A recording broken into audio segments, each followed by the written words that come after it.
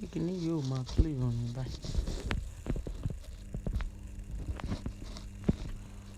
I don't want to stay online for long.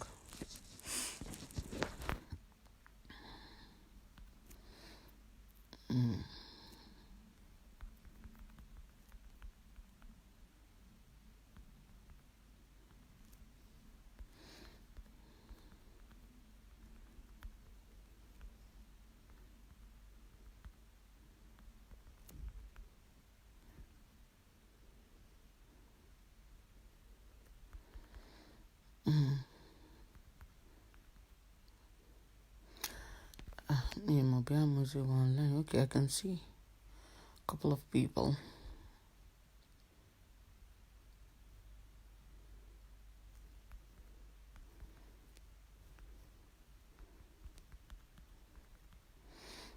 Ejeba Michelle.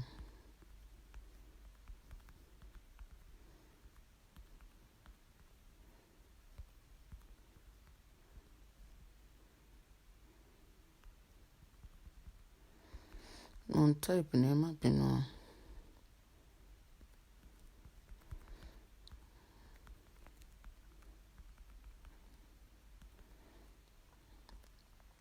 okay.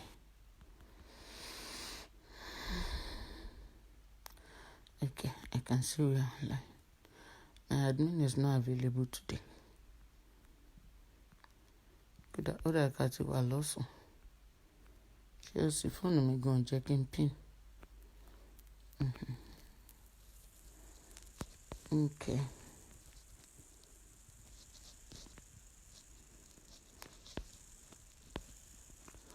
Sùúrù ló bá délé ni o. Mo ti rí àwọn èèyàn kan. Honey, babe, you're still doing show. Babe, no call me later. I know say you don't give up on me. But kò ní mí ni. Ẹnu la máa fi sọ, ìdí la máa fi jókòó. Tóyìn pépéré ń pè. Good afternoon, sweetie. How are you? Ṣáájú ń wọ̀ gbà o. Àmọ̀ ta o. Adeomotayo, I cite you. Good afternoon. Àwọn eléyìí wọ́n blog anything. Ọlọ́run. Wọ́n blog anything bloggable. I respect your blogging. You know, Sister Abi Alex, I can see you. Even though you are not commenting, I can see that you just joined. Pinky Pius, Folake Loco, I can see all of you. Kindly help me to share this chat. I'm gonna make it quick. I'm not gonna stay long. It's my day off today, so I wanna enjoy the best of it. I said I can do show. I should come and do show, but I wanna enjoy the best of my day today. So enjoy. Eba me share. If you can't hear me, let me know. But the bank me go. Okay. Right. Oladile Williams, I can see you. Thank you very much. I can see you. I can see you. Good afternoon. I can see you. I can see every one of you. If you're enjoying me, top up. No, Tuesdays. I'm always off on Tuesdays.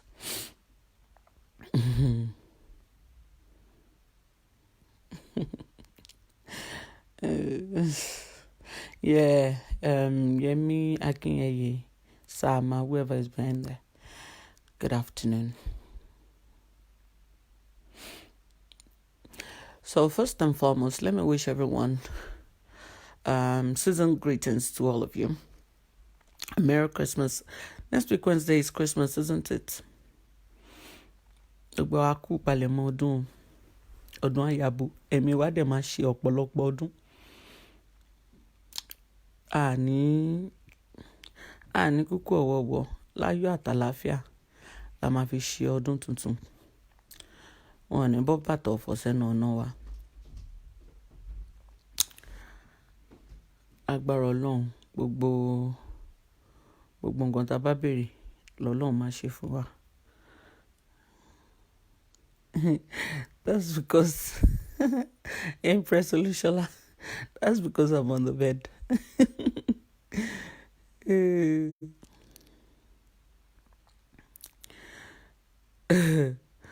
Right, so like I was saying, wọ́n ní àní kúkú ọ̀wọ̀ wọn ní bó bàtọ̀ fọ̀ sẹ́nu ọ̀nà wa, gbogbo nǹkan tá a bá dẹ̀ fẹ́ báyìí lọ́lọ́run máa ṣe fún wa. Ọdún tuntun tá a dẹ̀ fẹ́ wọ̀ yìí, Ọlọ́run ò ní jẹ́ ká pàdé àgbákò èèyàn gẹ́gẹ́ bí ọ̀rẹ́, èèyàn bí ọ̀rẹ́, ọ̀tá bí ọ̀rẹ́, ọ̀rẹ́ bí ọ̀tá. Ọlọ́run ò ní gbé pàdé wa. New chapter Ọlọ́run máa ṣe fún wa nínú 2020 tá a fẹ́ wọ̀ yìí. Ọdún tó máa láyọ̀, tó máa lárinrin ló máa jẹ́ nígbèsí, tó máa ní àpẹẹrẹ ló máa jẹ́ nígbèsí ayé every one of us. Good morning, Mommy Ellen Ogundimu. Good morning, good afternoon. Either way, àtàwọn tó wà láàárọ̀, àtàwọn tó wà lọ́sàn, àtàwọn tó wà lálẹ́, àtàwọn tó wà ní end of the world náà, bójú òrùlé wà bí 2 days after. I greet every one of you.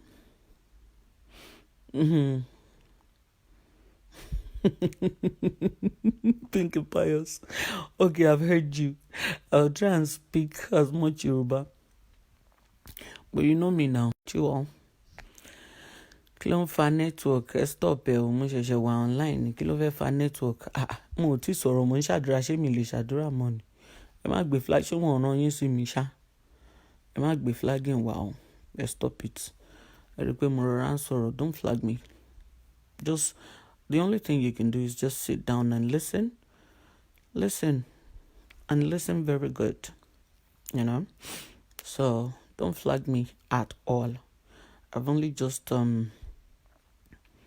started, and I've only started with prayer. So, John Toriolong, mo ní strength fariwo rárá. You know, you can see that I'm chillaxing. Right, let me just go straight to the point, as I don't want to stay long. At the same time, I don't want to waste your time. You know, so this is just a follow-up to my yesterday's post. Now, before I go into that, Sherry, I'm just going to break one or two things down.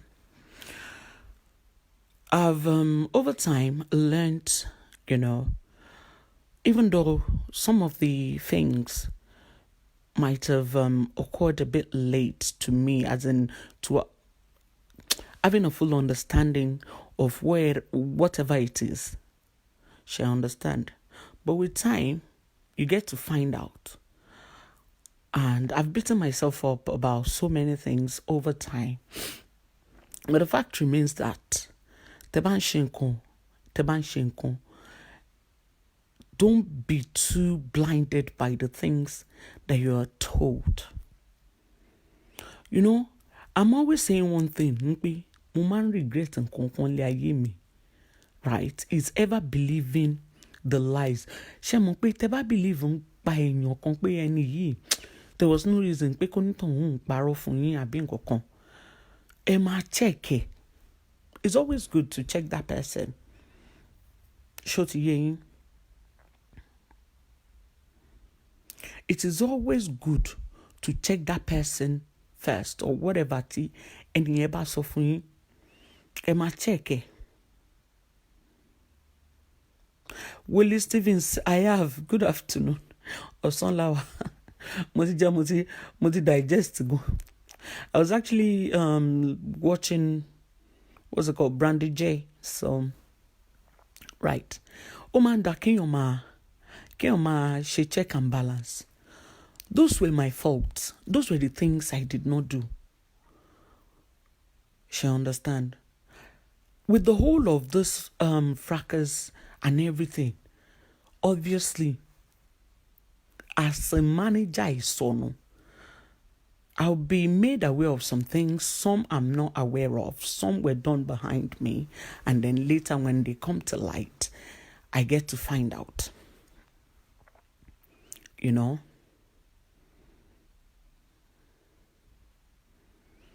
Sandra Oji, maybe they have. Adeolu Makinde. Okay, I will try my best. Ṣé nǹkan tí mi ń sọ ń yé yín? Ẹ máa wà ní level kan tó yín pé I've always said this, yeah. My only regret nílé ayé mi tí mo regret nígbésí ayé mi èmi bí n ṣe máa ń wà yìí bí n ṣe wà yìí mo jẹ́ èèyàn kan tó yẹn pé tí n bá ṣe nǹkan kò bá jẹ́ nǹkan tó máa pa mí lára kò bá jẹ́ nǹkan tó jẹ́ pé kíní máa wò ó pé ó ti ṣẹlẹ̀ náà nìyẹn mo kì í look back pé kíní ìṣẹ̀lẹ̀ mo regret eléyìí this particular one mo regret the reason why tó ṣe máa ń ká mi lára ń gbà mí. Pinky Pius, my friend is sleeping, leave her alone. You know, ó máa ń ká mi lára gan ẹ mọ̀ kí nǹkan máa ká yín lára tó yẹn pé ẹ wò ó pé kí ni mo ń bá má ṣe mo ṣe tán ó dápọn òun ni má tà tí ọ̀rọ̀ wèrè ọmọ ẹlẹ́sẹ̀ epilepsy yẹn bọ́rọ̀ ẹ̀ ṣe rí nìyẹn tó ń pè ní Abike Jagaban bọ́rọ̀ ẹ̀ ṣe rí lára mi nìyẹn mo find every means and ways possible láti cut it off. It is disgustingly annoying, if you must know.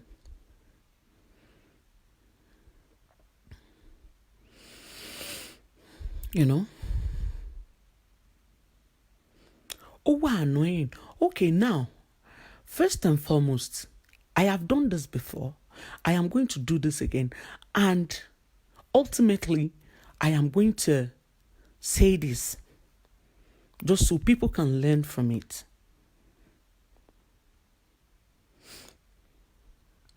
You know, because téèyàn bá gbé ọ̀rọ̀ wá bá yín tẹ́ ẹ bá gbọ́ the other side of the story ẹ má ever jump into conclusion. Pinky Pius, go away. Ẹ má jump into conclusions. You know why? Because èmi tèmi wá sọ̀rọ̀ fún yín gbà mí mo lè fi àfikún sí kí n yọ àyọkúrò. A little while back, this girl, ẹ mọ̀ pé ìgbà míì ẹ máa fẹ́ tíkù brain èèyàn kan láti ṣe nǹkan ní ìgbà míì tí n bá post out of the blues tí n bá kàn post nǹkan kan mo fẹ́ pick brain èèyàn yẹn ni not because I'm not part of it, not because of anything, but because I want to pick your brain and I want to see the reaction. So, first, though, as you all may be aware, I have settled my differences with Yetunde Creamberry, and I have no issues with any other person on this Facebook, and that's the honest truth. The only reason I had issues with people in the first place was because of Basira Elese epilepsy.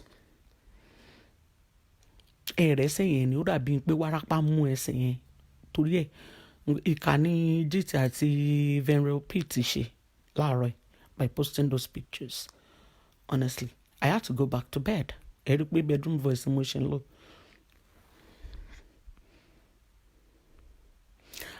Ayomi Okoya, it is none of your business if I did or did not, so I'm going to block you. You don't come to my page to come and tell me what and what not to do. If I choose not to, it is none of your damn business. So I'm going to respond to your comment by blocking you, and I thank you for coming. So you might choose to move on. You might choose to not comment and listen. So it's none of your business if I choose not to. Because when wọ́n ní táwọn èèyàn bá ti ń ṣe nǹkan fún yín téèyàn bá dá yín lóhùn padà ìgbà yẹn lẹ máa kéyín sókè bí ẹni tí wárápá gbé àbí gìrì mú yín èèyàn gbọ́dọ̀ sọ̀rọ̀. Mi ti sọ fún yín pé tí mi bá ti sọ tinú mi tán lórí mátà yìí mo sọ́rí gan àjọ lẹ̀pọ̀ ni kò yẹ yín bẹ́ẹ̀ àjíjọ lẹ̀pọ̀ ni good or bad retaliation or no retaliation, mo fi pa mi ò fi pa, wọn bí bàbá ńlá bàbá anybody láti stop me. It comes from within me tí n bá fẹ́ stop or not. So it's nobody's business. Ṣó ti yé yín, èmi àti Basira àjọlẹ̀pọ̀ ni forever. Tó bá ń wù mí láti ọkàn mi ni mo máa stop. Kò ń ṣe yálà ya anybody ló máa wá sí orí platform mi láti wá sọ fún mi pé time to move on, time to stop. Ìgbà tó ń ṣe orí burúkú tó ń ṣe wèrè, ibo ni gbogbo yín wẹ̀ tí ń ṣe èrè. Mi ò fẹ́ bú èébú láàárọ̀ yìí o. Kẹ́ni kankan máa tẹ bọ́tìn mi torí Basira ló máa fara kó skibọ̀. Mi ò fẹ́ bú èébú, mo wá sọ̀rọ̀ ni. Ẹ lọ jẹ́ kó rí yín pé all you straying dogs, if you come on this platform to tell me bullshit, máa bú yàrá yà yín orí yàrá yà yín máa yé ni. Ìgbésí ayé yín dẹ̀ máa dàbí ẹsẹ̀ Basira ni àbẹ́ ìṣúná ni. Anybody máa wá sórí bíbá wa láti wá sọ̀rọ̀ òṣì fún mi o. Ẹ ń ṣí èrè mọ́tìlẹ̀ ni. If you don't have anything to say, just listen. You either learn, unlearn, or just shut the fuck up. Don't come and tell me what to do on this platform. This is my page. That's the reason why it's my page. Ṣèbá wa la jẹun yóò ta ní pé kẹ́ wá bá fa orí wa. Ṣèbó ti gbé wá sórí Facebook. Ẹ wá sọ pé kí n stop. Stop bíi ti báwo. Nǹkan tá a ṣe bẹ̀rẹ̀. Tọ́lá Nicole, how are you, darling? You know, a ṣẹ̀ṣẹ̀ bẹ̀rẹ̀ ni. Kẹ́ni kankan máa sọ fún mi pé kí n stop. A ṣẹ̀ṣẹ̀ jọ bẹ̀rẹ̀ ni. Inú wa dùn, àwa la jọ. Because jẹ́jẹ́ mi mo dá wà. Tí mi ò gbé ọ̀rọ̀ wá sórí Facebook. Wọ́n dẹ̀ ti wá gbé wá nìyẹn kájọ máa bá lọ bẹ́ẹ̀.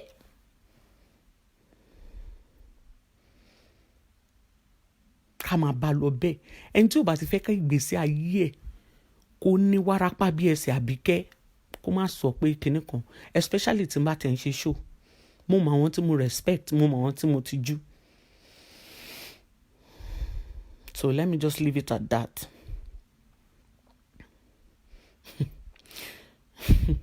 Anyway, let me move on.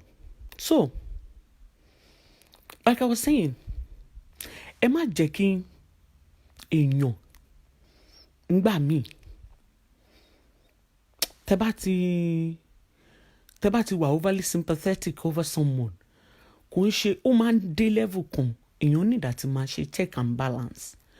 Though ó pẹ́ kí n tó realize o, but the fact remains that the minute I didn't look back. You understand?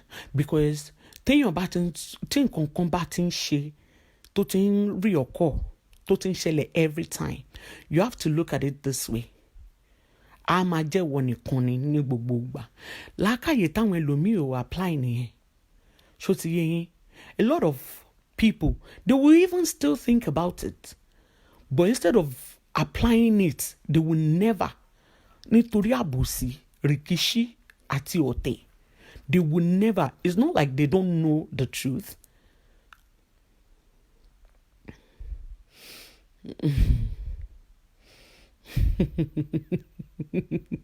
Afiwa, block yourself before I block you right now. You know, let me remove the comments. Timbari comments mo ni respond. Anyway, lákàyè a lot of people will apply singing. And the reason is because most of us in that deadly team, then we believed everything.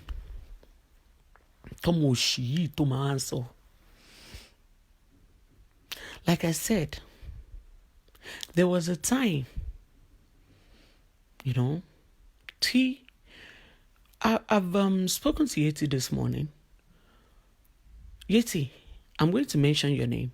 I'm going to make reference to you. So please, if it doesn't sit well with you, my apologies in advance. You know, ọ̀rọ̀ tó fa argument tẹ́lẹ̀, which seemed as though I was supporting Yeti at the time. All the while, Yeti had even blocked me all this time. Only for Abike to send me that picture that was taken in front of Kwame's sister's shop. Omoti, it was on my other phone anyway. Inpe, ẹnìkan ṣe mi fẹ́ dárúkọ nìtàn. Ẹnìkan ṣẹ̀ṣẹ̀ send the picture yeti sóhun ni. Kìnìkan. Bó ṣe ń wọlé ló ń jáde. Now, I'm going to say this before Kento go into details. Gbogbo yẹ kó fi búra pé ẹnìyẹn kọ́ ló sọ.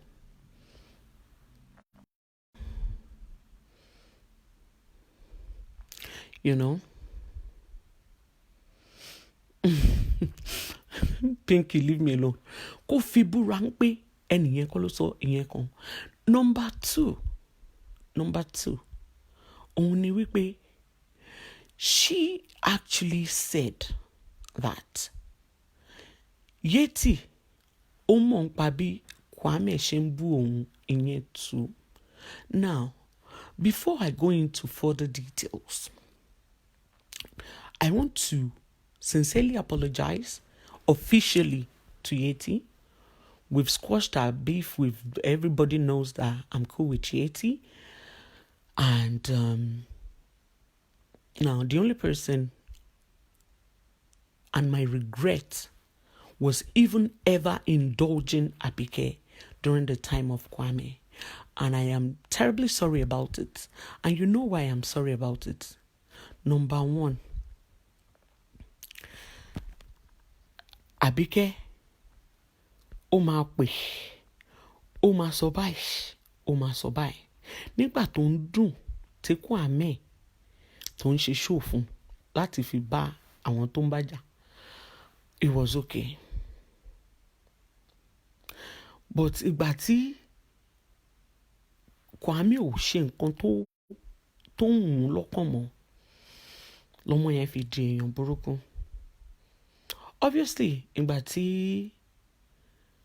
ó sọ pé wọ́n ti lọ sí ṣọ́ọ̀pù àbúrò ẹ̀, the intention was to stop Kwame from talking, which he eventually achieved anyway, because obviously, ẹni ẹlẹ́ni forí ara ẹ̀ pamọ́ kò ní fẹ́ wàhálà fún àbúrò ẹ̀. You know?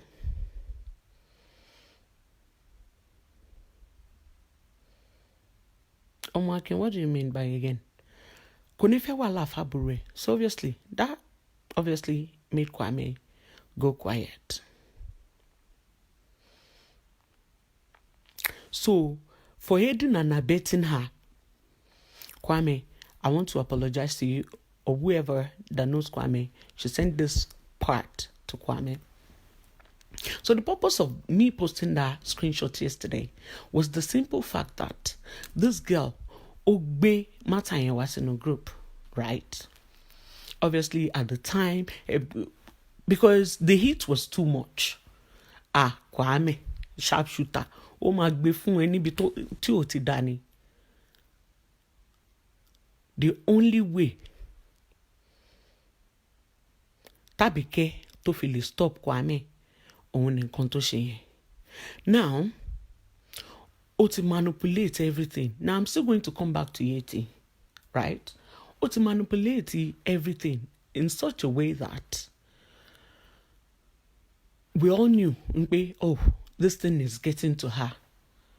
It's affecting her. And the only way she can go about this is to obviously shut Kwame up by attacking the sister. I'm not going to say, see, let me tell you something. Because in some of the things, I'll be lying. And if I'm lying, I'm dying. You know what I mean? So, some of the things, yes, I supported her. Tó bá ti gbé wá, tó bá ti ṣe tán, tó bá ti gbé wá, ara àjà náà ló wà. Ara àjà ló wà. So, anything prior, knowing that, okay, manager sọnù, manager òfò, manager orí ibu, Ọlọ́run má jẹ́ ká bá wọn wèrè tó. Ọlọ́run má jẹ́ ká bá wọn asínwín dòwò pọ̀. Ọlọ́run má jẹ́ ká bá wọn màlúù, àwọn tó rí wọn táyé wọn ò lè sún wọn mọ́ láyé, ká bá wọn tó.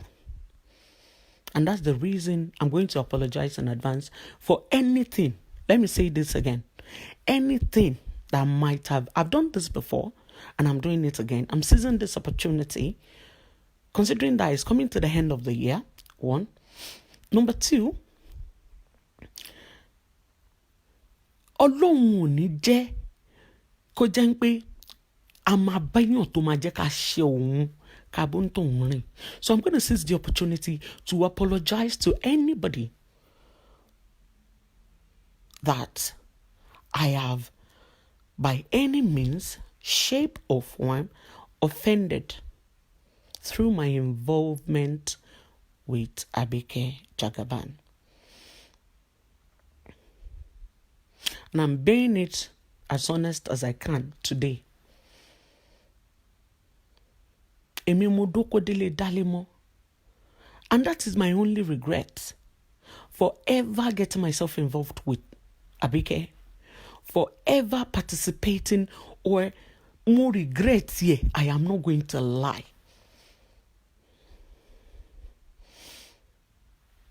More regrets here. You know why? Because when you look back, I thought about it. What exactly has this person done to me personally? What exactly has this other person done to me? Do you realize that even our comments, even our comments, tí bá lọ sórí orí àwọn posts kankan, you know, you say mean things, which is the reason why I've learned from my past mistakes. The only person, I don't have to like the person. But me kò tí bú mi directly until tonton bá bú mi directly, until tonton bá ṣe nǹkan kan fún mi directly, lè máa rí mi tí máa drop comment tí máa fi bónítàn. No emotional ke, mo emotional tí nígbà tí mi kì í ṣe educational. You know? Until tonton bá bú mi directly, I've learned that the only person, even I want them to updates, I don't have time for them. Unless you come for my kids, that's where we have problem.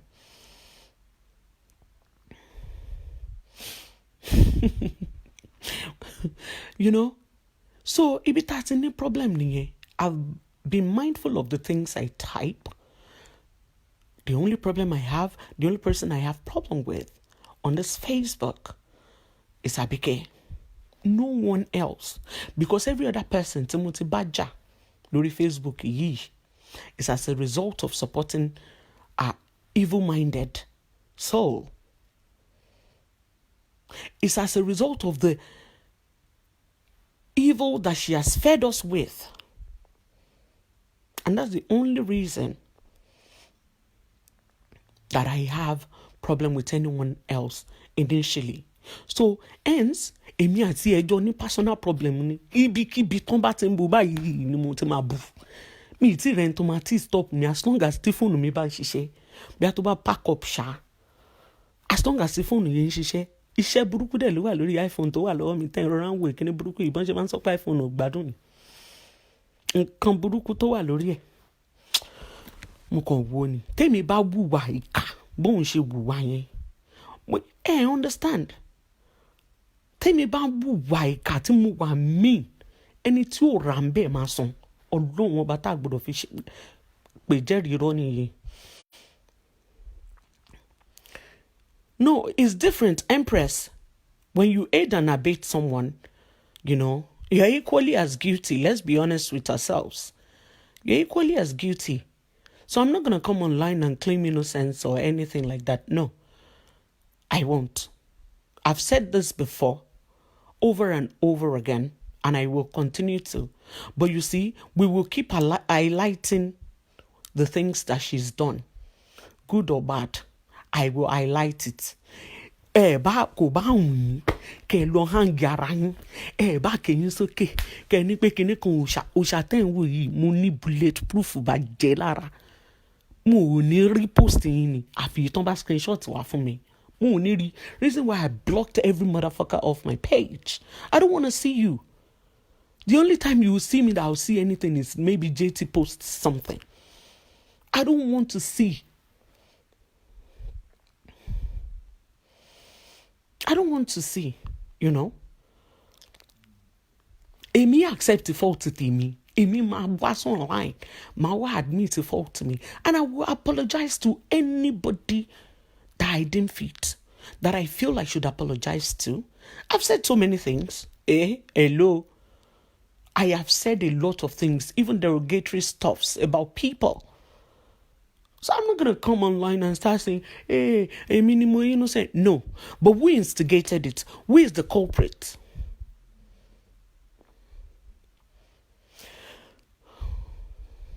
Ariola Precious, that's the reason why I left it till this time. If not, I would have since morning. No, that was the reason I left it till this time, please. Because, if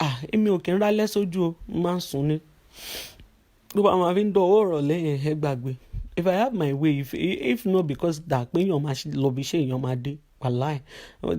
Don't have to do that mulison lago mefa. I be 7. It's more bad than you know. So, like I was saying, I would rather say that, oh, this was my own part of the problem. This is what I did. This was my involvement. This was my contribution. I am sorry this happened. Rather than coming online, calling Adabi, and lying if I did or did not. No. I'm not going to do that. But I would rather say the truth. You know? So, moving on. Like I said, I would personally apologize. Kwame, any of my involvement pertaining your sister, I'm terribly sorry about it. Yeti, any of my involvement in the past, you know, I know, you know. This girl, life is very funny. When she came to tell me about Muiwa and whatnot, you know, it's good. Communication is very paramount, you know. When you communicate with people, try to understand. You know, Grace Bailo, reason I am apologizing, you know, like I said, I don't want to deviate. Communication is very, very paramount in life. It kind of like helps you, you know, to be able to sift the wheat from the shaft. Right. Prior to me speaking with Yeti, before we made up way back, and then she explained a lot of things to me, I was always like, I don't think Yeti did this, I don't think Yeti did that. These were the things Basira would tell me and all of that. MHM1 school educational. Don't worry, you'll catch up later. You know me, I don't like staying long on chats. So anyway, Sha, me, also so many things for me. Inpe Yetunde, inko bye ni Yetunde she regarding to Muiwa Kengbade. Shaking berry lower Yeti, because me, I like to speak to someone. When you tell me about someone, I'd rather ask the person, only for you to now go online, started shading the girl and everything. Money I don't think it makes any sense. Tomo iba wasi Facebook to answer to actually transpire between the two of you. Because it doesn't make sense. You're accusing her of, you know, wanting to date Muiwa or Muiwa asking her out. and everything like that, and you feel that me more timber makes sense, please guys, let me know. And you feel that coming online to start abusing the girl, tó bá jẹ́ èèyàn tó san lórí bíi títì ìwọ náà ni, she will reciprocate. Ó máa ṣe padà, á ṣe dá padà fún ẹ. Adéwà sọ our spill bin nǹkan tó transpire láàrin yín, tó bá jẹ́ bẹ́ẹ̀ ni, tí ó bá kí n ṣe bẹ́ẹ̀, she will definitely come online and say, in order to avoid these things, this is how people talk to her,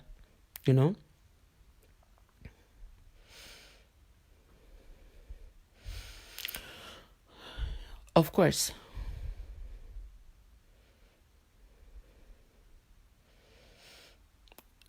So anyway, like I was saying, tó bá jẹ́ pé èèyàn bíi irú títí ẹ náà ni, she too, she will come online, she will say this and the things that shouldn't be, open to the public.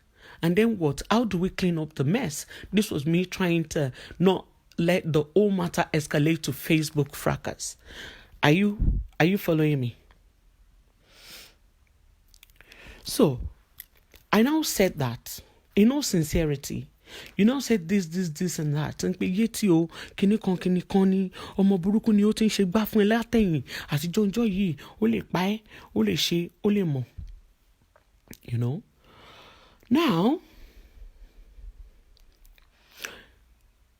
ìgbà tẹ́mi dẹ̀ bẹ́ẹ̀ sọ̀rọ̀ bẹ́ ọmọlúwàbí, I was on 3-way call with Yeti and Uncle Riola, and in the bid to try to settle everything. You there, so mine there, and everything like that. In Shallow. So it now seems as though we are on take side pẹ̀lú Yeti. And it doesn't make sense.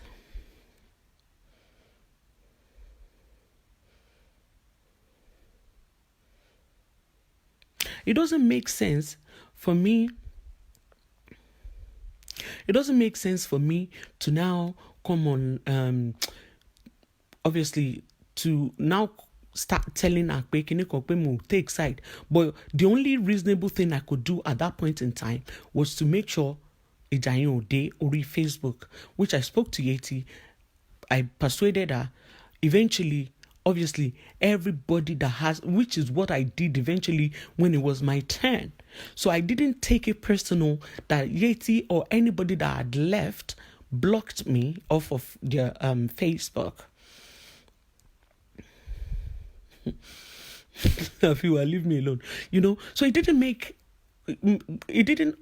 kind of like affect me, because I knew that normal kusini, it will come to that point where everybody will just irritate you. Anybody associated to this person called Basira Abike Jagaban, they will irritate you so much that they will, you would want to block everyone off.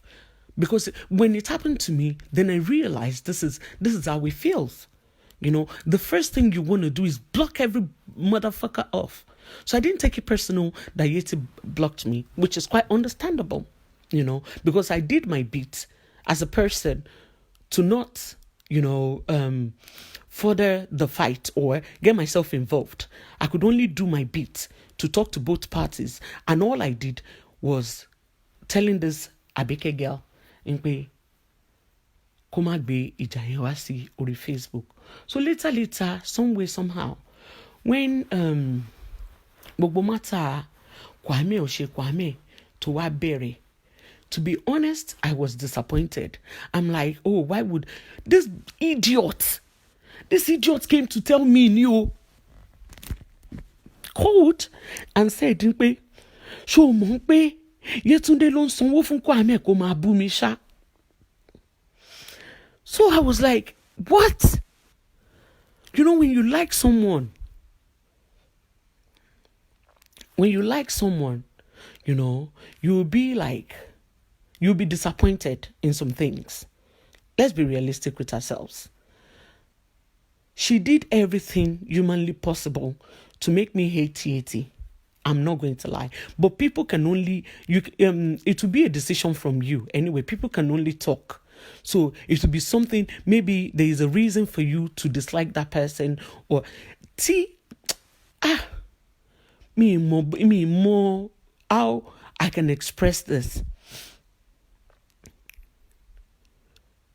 tí Abike bá jẹ́ tó bá bá èèyàn jẹ́ fún yín, if I wasn't privileged to know what transpired between her and Auntie Ellen, I can bet my life that the way she made everything seem, if I did not know the nitty-gritty of the matter or whatever happened between the two of them, I probably wouldn't be speaking to Auntie Ellen today.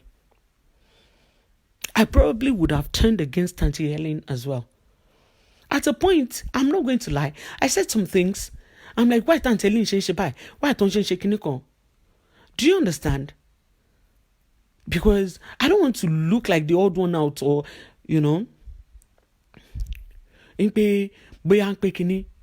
oh my buy love on. What do you think I'm experiencing today? But I don't give multiple fucks. You they hear? Una they hear me? I don't give multiple fucks about, especially none of them in that team. I don't care if anybody hates me. I don't want to know who they are. Can you love one jamo? To hell with any of them, from top to the very least. But the truth, we will have to say it. She will manipulate your mind in such a way that there is no way to be any if he hates on it on. Oh, my cook up unfounded stories. How did you think? Okay, let me break it down. You think, okay, my so-called friends in that group, I think like one shake for me. And one friend who afefe. Do you understand? But I had genuine relationship with them. Why do you think all of a sudden most of them turned against me? Because of the way this evil soul had manipulated and twisted everything. Bear in mind, she's never wrong. She is never wrong. So, they manipulate mind everybody against each other. Kosibo efe shese. Báwo ni ìjà wa ṣe bẹ̀rẹ̀? Bó kò sí bó ṣe fẹ́ ṣe, ìwọ ló máa jẹ̀bi. Ẹ lè imagine ẹni tèmi hold the account tí mo bá run account for how many months or years.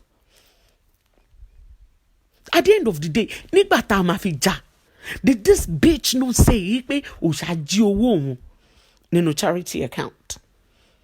Torí ẹ̀ máa ṣe ń bèrè pé how does this girl sleeps at night? And bear in mind, most of them will still believe in pé lóòótọ́ ni.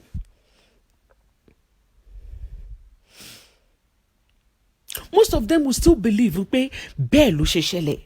Oosha jí owó lóòótọ́. She talks about betrayal. Did she know the level of betrayal she has done towards me? But because you see, me, I'm not going to call you. I will not tell you to explain to you.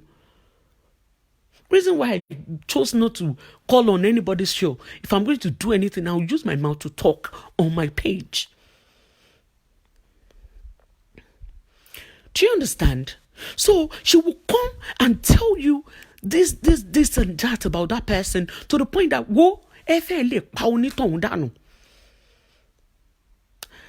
all she can do, all she knows how to do, is to incite hatred, fight, fear in people. Emi o ma won ton hate, emi o ma won ton create fear in no. Lórí level yẹn, bàbá ìpàjọ́ orí yẹn ṣe. Kò dọ́dọ̀ mi. Àfi tí mi bá fẹ́ sọ̀rọ̀ mo máa ń sọ. Àfi tí mi bá fẹ́ sọ̀rọ̀ nìkan. Òun ni mi ò ní sọ. So, likewise, any other person tó bá ti indulge or tó ti aid in the past, I want you to have an insight as to how this girl will manipulate you to the point that kò sí ọṣẹ tí ẹni yẹn lè fi wẹ̀. I won't lie, at some point I believed her against Yeti.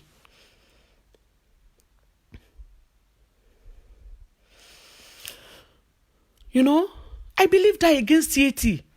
Because nígbà tó bẹ̀rẹ̀ gbogbo gimmicks ẹ̀yẹn, máa wọ̀n pé wáyé tí Yeti gan máa fọkọ̀ báyìí. and everything like that.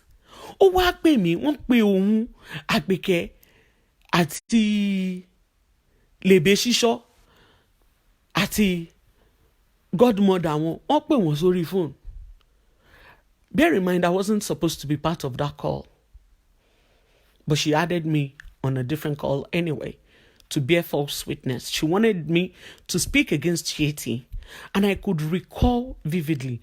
And Yeti, even after that call, for me to even still not feel somehow, because later, I felt so bad. You know why? This girl was crying bitterly.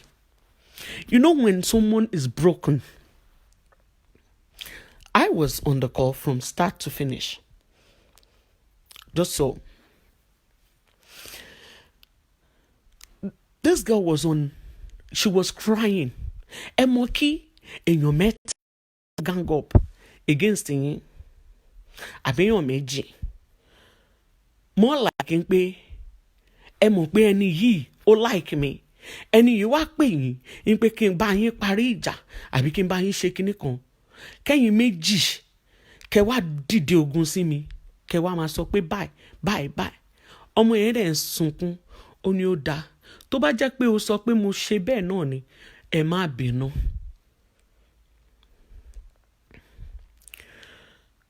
You know? Ọmọ yẹn ní, ẹ má bínú. She was broken. Ó sun. Tó bá jẹ́ pé ó lè sun ẹ̀jẹ̀, ó máa sun ẹ̀jẹ̀ ńjọ́ yẹn.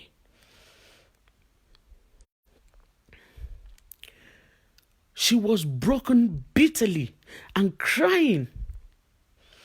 So ìgbà tí àwa ṣá sọ̀rọ̀, you know, when the call ended, all this, ìwọ ló sanwó fún kinní. At the end of the day, it was obvious. She just wanted them to leave her alone and not lie on her again and just let everything end there. Shemo iru, how do I explain it? On one or two occasions, one of us must have experienced it. To pe wọ́n máa pè yín sáàrin èèyàn. Kọ́ máa parọ́ mọ́ yín. Ẹ ní anything láti defend ara yín. You're just like, you just want this thing to be over. You just want everything to be over. You don't even want to have anything to do with it. Just let it end there and now. You know? No. Tommy Tubosun, you have to understand the simple fact that there are some people that when you believe them, let me use that word, when you believe them from time past, there are things that they will say against someone that you would 100% believe, even if they are lying. What is your meaning of manipulation? How do you define manipulation? Because the person knows that whatever they tell you, you're going to take it on board. It's now entirely up to you to now do check and balance on the matter and see, okay, maybe not. You know, because there would have been other incidents or something that will make you want to believe, and you're trying to connect the dots. So how do people easily manipulate? Because you know that other issues, underlying issues, so that's exactly what I'm trying to point out. Now, moving on. Van Real Pete, what you did this morning is not good though. Let me pin your comment. Just gave me a nightmare. I had to go back to bed. Good afternoon. So anyway, moving on. I was, I had dropped a message in the group when she came up with on arresty. I be one law bossy egbon kwame ababure. Feikayo or Fikayo, and that it was Yeti that paid. So they mentioned it from that conference call. And this was my disappointment about Yeti. To a point that because Yeti didn't defend herself at that particular point in time, it was later when I spoke with Yeti that Yeti explained the reason why she wasn't even saying anything. She just wanted, because I was like, why is she not defending herself? You know, that sort of way. Why is she not saying it's a lie? So definitely she did it. Do you get my point? So I was like, I now believed that, okay, it was true that this is what they're saying. And all of that, you know. Only mo fi message to mo fi sile no group because a part of me was kind of like broken. That's so because me even timba ba ma no me ba ma sunkun. I would still say I didn't do it, but Emma binu abikini kon. Sure, you understand? So I felt that maybe it happened yada yada yada, you know. So and the reason for that was wo mo to ngbeja ìwọ tó ń sọ mo sọ pé evil lọmọ yìí mo sọ pé kinní kan mo sọ fún ẹ pé evil ni mo sọ fún ẹ pé kinní kan pé ìkà ni òun ló ń sanwó fún Kwame òun ló ń ṣe gbá òun ló ń ṣàwò mu ní èmi mú gùn ọ̀dẹ̀ afọ́fúngbé mu èmi náà mo tún wá ń agree pẹ̀lú ẹ̀ mo ní yes pé torí ẹ pé pé ó fọ́n bò pé she even has the nerves to pay Kwame nǹkan bẹ́ẹ̀ yẹn. She understand the point to me. I was just like, okay, that was it with me and Yeti. Nǹkan tí mo fi feel pé kíní nìyẹn. So later, when Tegbe, when she lost her dad, at that point we weren't even talking, but I updated for her, you know, send my condolence and everything, you know, and at a point, I was now like, Shemo, teba like you still feel somehow, regardless of whatever that's been said and done and bullshit, you know. I didn't even know how we got talking. I think it was through a post or something. I can't remember, Sha. Imani wo block me abi kiniko. So this was now when they started blogging me and everything. Only Oosha, manager the manager. You know, wa fi mi pa. Ngbe ó ti yibiribi ó ti kan wọ́n náà nìyẹn. Lawu ẹ fo mi lo. You know, so we got talking, and as you guys know, me I play a lot. Money you will block me. We just, you know, we just started talking, and I would call her, and Asha Sorode, our levels come, you know, and she now told me on one side of the story. I swear to God, I couldn't even the things I've said to a point. I couldn't even say, Mama ti share, omo yi mo ti share let die. But I made her realize that I was on that call from start to finish. And I heard virtually everything. But where I didn't believe was the mere fact that she couldn't defend herself. And this is what made me believe what this idiotic, bombastic element had told me about this girl. Because as a result of Omoti Wongbe Jare, Kineko. So I was disappointed. But I couldn't tell her my disappointment. Only for her to now tell me. I said, but why were you crying?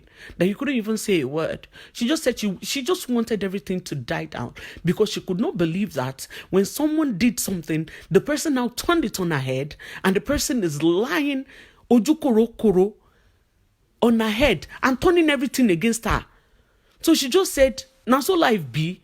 Say she was broken and she couldn't defend anything. She just wanted everything to end. She just wanted the call to end at that particular point in time. And she just wanted to just live in peace. And that was the reason why she didn't say anything to that effect. I felt so bad. I couldn't even say, emi gon bu eleyin o, emi gon se gba fun eleyin, you know. I felt bad. But the truth is that, yes, èmi náà ṣe èké ẹ̀ lẹ́yìn. Fact ni, I just apologized to her eventually and just said, you know what? This is that.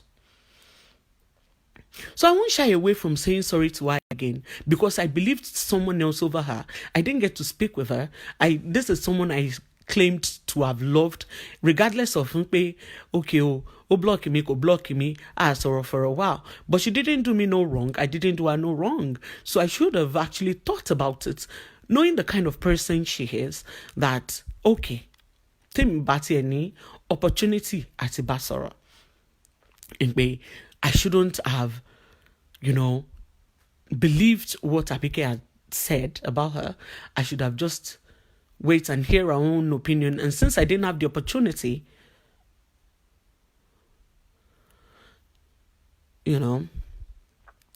since I didn't have the opportunity to speak to her, I should have just kept it to my mind and whatnot and not be a party to a fuckery. You know what I mean? So anyway, after all said and done, I explained everything to Yeti.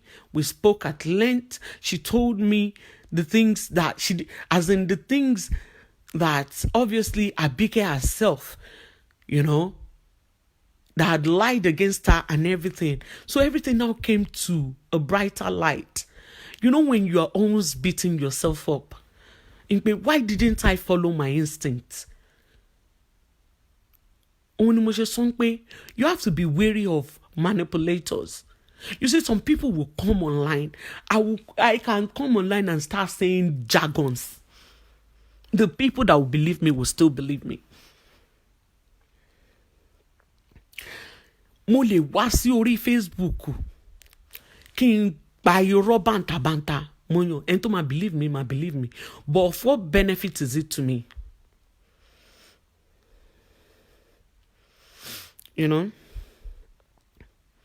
Of what benefit is it to me? Okay, please tell me, MJ Bella. My question then was that, number one, let's just assume pé bóyá Yeti àti Muiwa wọ́n jọ date ara wọn. Ìwọ ní pé torí pé Yeti these are her suspicions, this paranoid bitch. Ìwọ ní torí pé Yeti kò ṣe uncle Muiwa, ó ń ṣe Muiwa. Yeti ò mọ Muiwa true one. Number two, this is how paranoid she is. Ọkọ Yeti dé, ẹ pàdé ní same motel, ìyẹn òun àti Muiwa o. Wọ́n ríra wọn ní same motel. Muiwa sọ fún ẹ pé òun rí Yeti ní hotel. But mọ nǹkan tó gbé Yeti débẹ̀. Pé Yeti kò bí, ń pé báwo. O kàn automatically assume pé òun àti Muiwa. Meanwhile, ọkọ Yeti dé láti Jand lọ sí Nigeria. Tọ́njọ wá, wọ́n jọ kíra wọn and everything like that. Mọ̀ yẹn.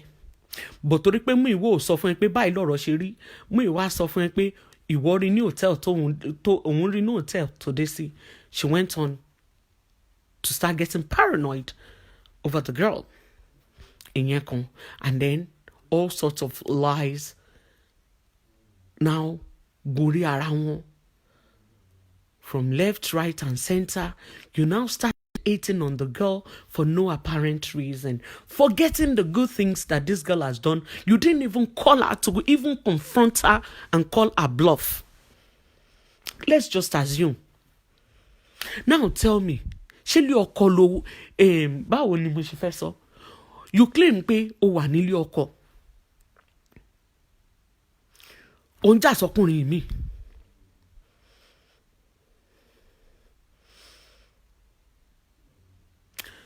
Sister Moro. Ó ń jà lórí ọkùnrin mi. But you claim that, you are married. Check yourself, girl. Does it make any sense to you? Now, because of that, because of your paranoia, you feel that when you lie on Yetunde and say all sort of things, what? The girl should go and kill herself. jọ́kọ̀ lé ẹ̀ ni tó bá tiẹ̀ fẹ́ mú ìwà gan kọ́ òun jọ́kọ̀ lé ẹ̀ ni. You see, as if I knew. This is one of the reasons I didn't even want to even know anybody that I don't want to know them. And that's the reason why gangan tí mo ṣe jẹ́ kó bọ́kọ mi. Ìgbà tọ́kọ mi dé. Yeah, mo jẹ́ kó sọ̀rọ̀ lẹ́ǹkan. And then when it was in Nigeria, LOI, because mo wà in London. Ó dẹ̀ béèrè pé bó mo wà, mo dẹ̀ sọ fún pé ẹni bye. Mo dẹ̀ gbé fún wọn dẹ̀ kíra wọn. Making 2 times. I didn't let her come near. Fẹ́ gbọ́. Mọ̀ pé irú èèyàn báyìí. Tí bá yẹ pé mo ti lọ stupid the level pé mo jẹ́ kó mọ́kọ́ mi or wọ́n ní friendship kan orí burúkú kan. Ikọ́ tí mi ṣe ló máa ti parọ́ mọ́ mi lọ́dọ̀ ọkọ mi. This paranoid idiot. So I didn't want her to know mine. I didn't want her to know my business. I don't want to know hers as well. Mo fẹ́ bá wọn sọ̀rọ̀. I've only spoken to our kid's dad a couple times. But Amy, tó ẹ bá ń gbọ́, guide it with your life. Because mo fẹ́ wàhálà ni.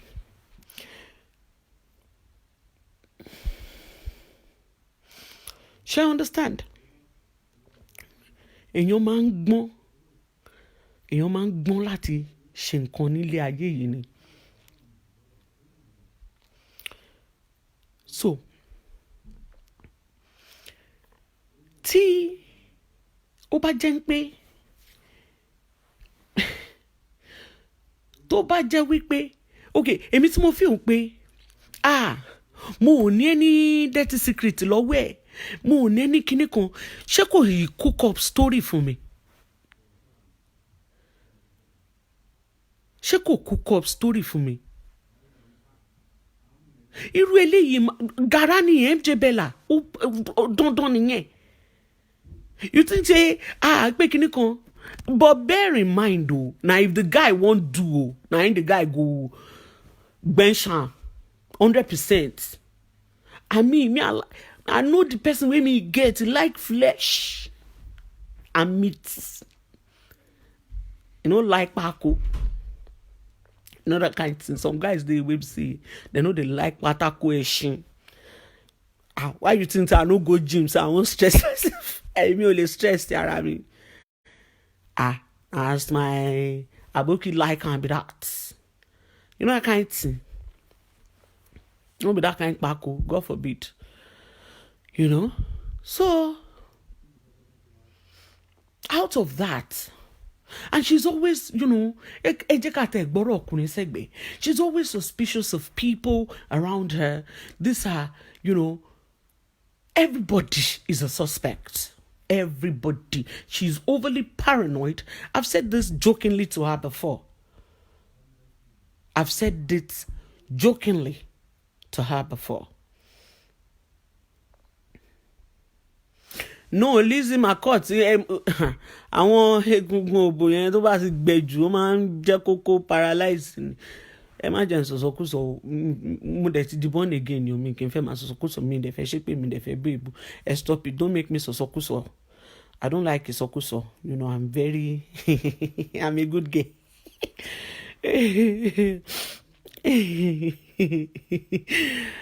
You know?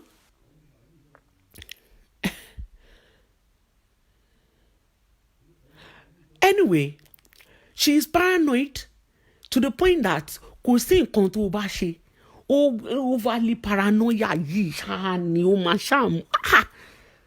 Even and let me tell you something. To be honest, I was stupidly following her and doing all the things I did in the past because I noticed something in her, right? That everybody is a suspect to her. She doesn't trust. She doesn't this. She doesn't that. So I was trying to please her, make her feel like, oh, you have a sister in me. You can do this. You can do that. But it took me a long while to realize that I'm just stressing myself over an idiot. that does not appreciate anything over a selfish human being. She's the most selfish human being I've ever come across in my entire life.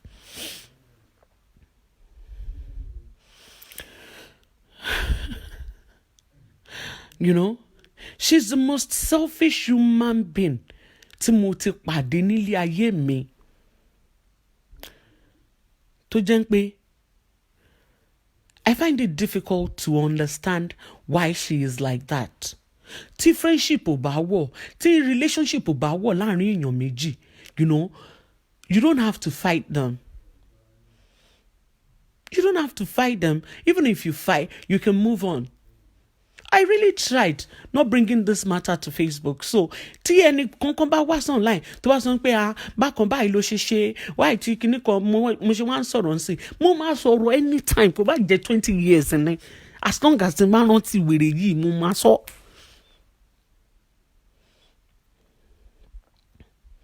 Mo máa sọ̀rọ̀ ẹ̀, máa jẹ orúkọ ẹ̀ bí chewing gum ni, because ìgbà tó ń jẹ orúkọ mi bí chewing gum, kò sẹ́ni body tó stop ẹ̀. Èmi ò dẹ̀ ní pé kí wèrè ẹ̀ má wá ṣe wèrè o.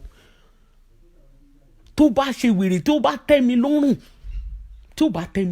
máa finger fork ojú ẹ̀ ni. Bọ́bí tẹjọ́ wẹ́wẹ́ kọ́.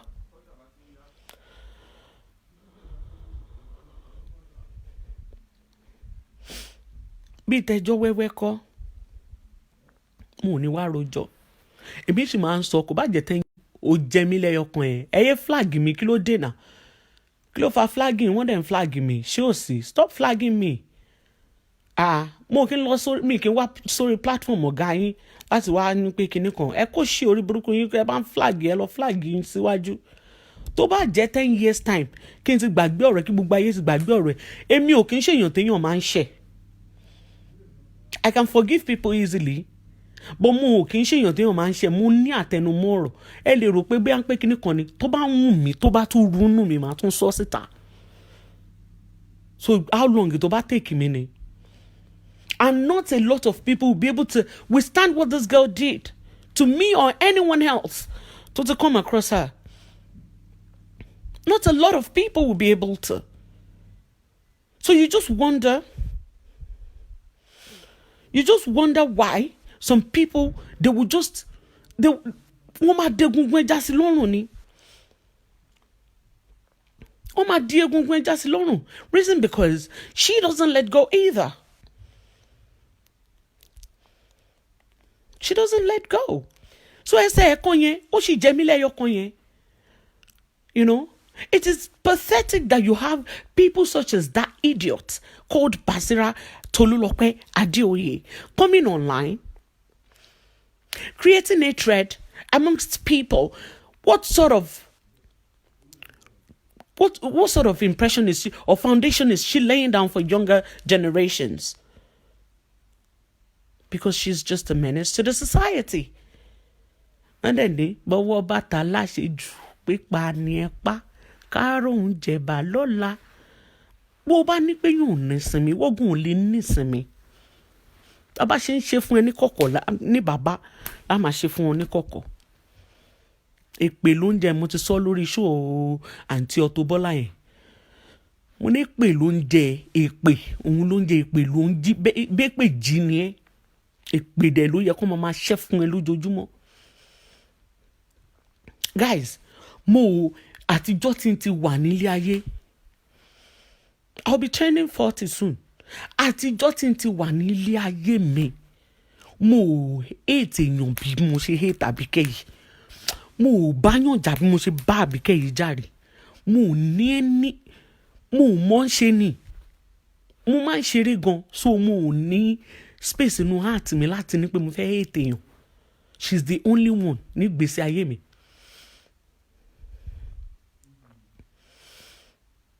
She's the only one. Pé wọ́n ń ṣépè fún yàn. Ẹni tó bá follow mi láti béèrè pé mo mú pé iṣẹ́ idiot wèrè olórí burúkú ọmọ má ṣàǹfààní ẹlẹ́sẹ̀ epilepsy. Òun ló kọ́ mi bọ́n ṣe ń ṣépè. You know? So èpè ló ń jẹ, èpè ló yẹ kó máa jẹ láàárọ̀, lọ́sàn-án, lálẹ́. Next time tó bá ń báyàn jà, tó bá fi ẹ́ lọ́rùn sílẹ̀ ọ̀rọ̀ èmi àti ò lè hand sórí Facebook o ẹ̀bẹ̀ kan ni mò ń bẹ̀ tó bá máa lọ ṣe oògùn sí mi jẹ́ kí n sọ fún ẹ lénìí tó bá máa ṣe make sure pé o rántí pé Ọlọ́run wà. Èmi ò ní eré kankan tí máa mi ní change kankan tí máa waste lórí ẹ̀ pé kàn máa ṣe mi ò ní ẹnu mi ni màá fi bá Ọlọ́run connect. So tó bá ṣe o lè ṣe dáadáa o ti ṣe in time past I don't care.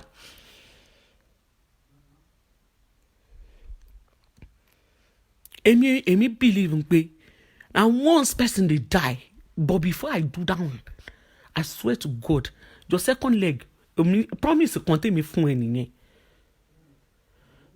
Promise kan tèmi fún ẹ nìyẹn Basira tó bá ń gbọ́ mi ẹsẹ̀ yẹn kan ó dẹ̀ kúkú mọ̀ mi bó jẹ́ kí ni ó mọ̀ mi dáadáa ìṣàn ọmọ Ìgbò tó máa ń sọ pé mo níyẹn ó sì dúró déédéé wá lọ fojú di mí lásán ọ̀rọ̀ ọ̀bọ̀ tó yájú ó ṣe kickboxing self defence ni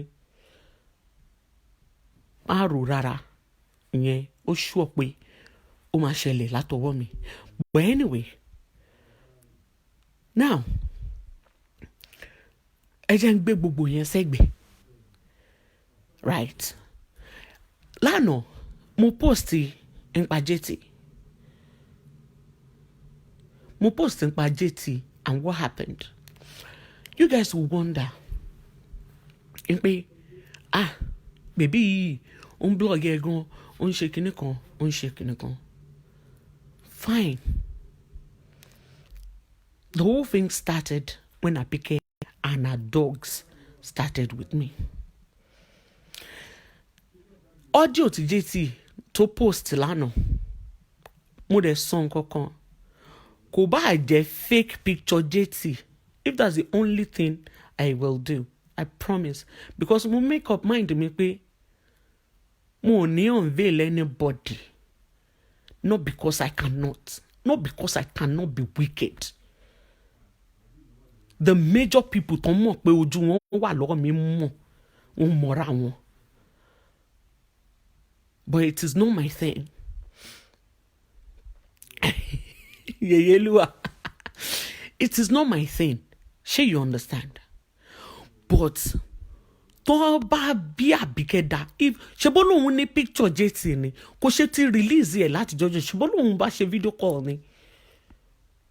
Mo nẹ́ni tí ó ra máa san mo mọ̀ save ẹ̀ fúnjọ́ yẹn ni I swear kátìbọ̀ àsán pé kò mọ̀ èmi tí mo bá yín sọ̀rọ̀ gan ò mọ̀ JT tẹ́ bá fẹ́ gbọ́ and I don't want to know her you know why ó máa jẹ́ kí story yẹn wà interesting sí ni kó fi dùn sí ni wíri ẹ̀ wá ń parọ́ tó bá post fake picture anybody kankan I swear to God ẹyọ kankan ni mo máa release yẹ Ọlọ́run because nǹkan tí mi fẹ́ ṣe ni mo máa sọ nǹkan kan pé kò lè hard owó sínú bank account mi ẹ lọ jẹ́ kó rí yín pé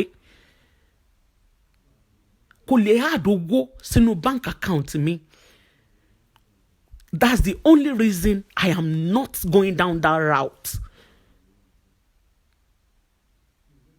But you man ṣe nǹkan torí ọjọ́ mi ni because if I see anything mo tún sọ. My point was okay tí má release yẹ pátápátá ẹ̀ a máa pariwo this and that. Ṣé you understand? After a while that's the end. Bàtà wàhálà there is one thing tẹ́mi bá rí fake picture Jene Tutu apart from that old one tó ti ń gbé kiri tí n bá gbọ́ pé ẹnìkan Ọlọ́run I swear to God one by one by ẹ máa rò pé bí wọ́n lo remote control ni ẹyọ kankan ni màá release ẹyọ kankan báyìí but it's something I don't want to do and I hope I don't get to do it.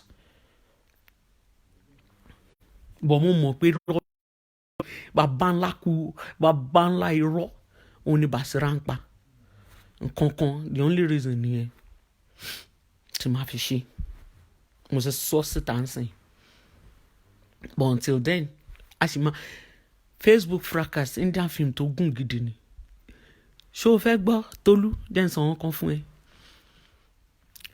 even kódọ̀la Michelle dá padà, sorry. Even kó dọ̀la kí n sọ pé mi ò ṣe mọ́, sórí ìwà àti Jene Tutu ẹjọ́ lẹ̀pọ̀ ni, wàláhì ẹ lẹ̀pọ̀ bàjẹ́, ẹ lẹ̀pọ̀ gidi gan o, ẹ lẹ̀pọ̀ ni, because no, ká ní pé ibi tí girl yìí dájú dé, the whole point of this chat here is to apologize to the people I have offended knowingly or unknowingly. She understand? Àti tí mo ti ṣe, àti involvement mi, everything. Mo need àti a lot of things tèmi náà ti ṣe tí mo ní rántí mọ́. I'm sure going to apologize to all of you.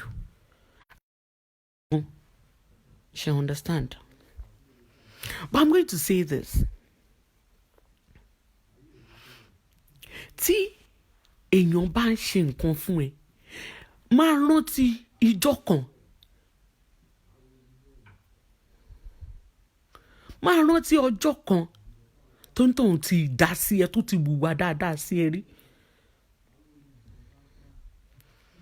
Máa rántí ọjọ́ yẹn kan. I could remember toru mo máa lọ síbi iṣẹ́ o. Toru la máa ṣe. Ó máa ṣe o. Débi pé mo tún ṣí group, mo relinquish gbogbo ẹ̀ ni. Mo tún ṣí kinní kan, page kan, facts, evidence, kinní kan, àwọn page tó yẹ pé gbogbo àwọn nǹkan tí bí adọ́kàsí ti ṣe ní o, àbí bísí ti ṣe ní o, àbí ìyẹwé ti ṣe ní o, a máa wọ evidence òfò, evidence orí ibú. Tá máa post èèyàn nílé sùn. Nítorí ọmọ òfò yìí, ẹjọ́ àwọn judges wo, kí ló jẹun nínú ọpọlọ mi náà? Ṣé kò ń ṣogun ìdílé báyìí? Torí ọ̀rọ̀ mi nídìí àmójútó. Even though mo ti gba ìtúsílẹ̀, ó dàbí pé ogun ìdílé ni. Because kò yé mi. Mo wá ro gbogbo ẹ̀ títí láì ṣe pé àfiṣe àwọn òpònú kan náà tó ṣì wà bẹ́ẹ̀ tó jẹ́ pé toru náà máa wá evidence jáde. Evidence raw, evidence orí ibú. Nǹkan tó ń dùn mí lẹ fi rìnrìn yìí, ó ń dùn mí, ó ń dùn ẹlẹ́dàá mi. Èdè rìnrìn. Ó ń dùn mí seriously ni. Because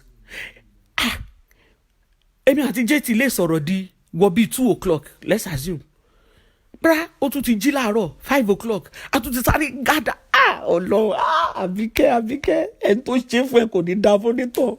Tálálẹ́ bá nípò máa dá fún, aláàárọ̀ ò ní jó dá fún nítàn. Àti wọ́n gan fúnra rẹ̀ kò ní dá fún ẹ bó ṣe jẹ́ kí n waste time, precious time mi yẹn, ká bẹ́ sọ fún ẹ. Jesus Christ, only for me, it took me this long to realize láti 2017. 3 years inú gbèsè ayé mi tó waste yẹn wà láì ìwọ náà ọdún mẹ́ta sísìn yóò ní fẹ́ ní ìsinmi. Ó ní fi ní ìsinmi láì ṣàṣàṣì ẹ̀fún ní àbẹ́ẹ̀dì. Olúwe, mo mọ̀ yẹn ni mi lọ gbaṣẹ́ ọlọ́pàá àbí kí n lọ ṣe lọ́ọ̀yà. Mo kú study law náà àkú ṣe tán díẹ̀ ni.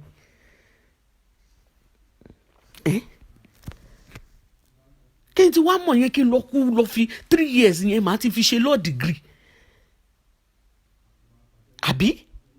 Olúwa máa jí láàrin òru, a máa lọ sí péjì káàkiri. A lọ máa kó evidence òfò, evidence orí ibú káàkiri. Ẹjọ́ èèyàn mélòó ló ti lọ apart from àwọn tó cannibal tó wà lórí Facebook o. Èèyàn mélòó ló ti lé ẹ̀wọ̀n báyìí? Èèyàn mélòó ni judge àti jury orí Facebook ti dájọ́ fún? Because kò yé mi.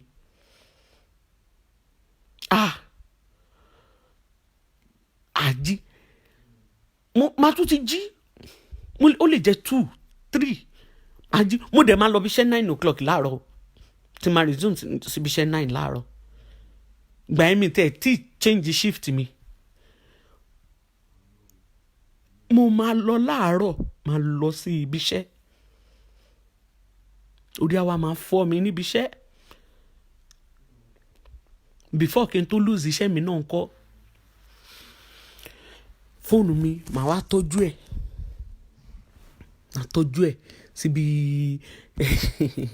ibi dẹ́skì mi ẹ̀mẹ́wàá ni pran. Gbogbo ìgbà tó yẹ pé wọ́n máa fi ń flag wèrè àkáǹtì wèrè yìí náà kó tó ti pé wọ́n wá change àkáǹtì Alájà Bọ́lá òun ni Tolúlọpẹ́ Gàbà tó ń lò ń sìn yẹn. Àkáǹtì mi ni wèrè àṣé ó máa ti lọ kọ́mẹ́ǹtì lọ bí wèrè èmi ò ní mọ̀ pé ó ti bú gbogbo èèyàn lọ orúkọ mi dẹ̀ náà máa rí èmi ò kí ń wo show mo máa wà ń bíṣẹ́ during the day wèrè yìí máa ti lọ fún àkáǹtì mi because ó ní àkáǹtì yẹn nìkan ló di Abike Jagaban show yẹn mú because èmi ni mo open page yẹn ṣe understand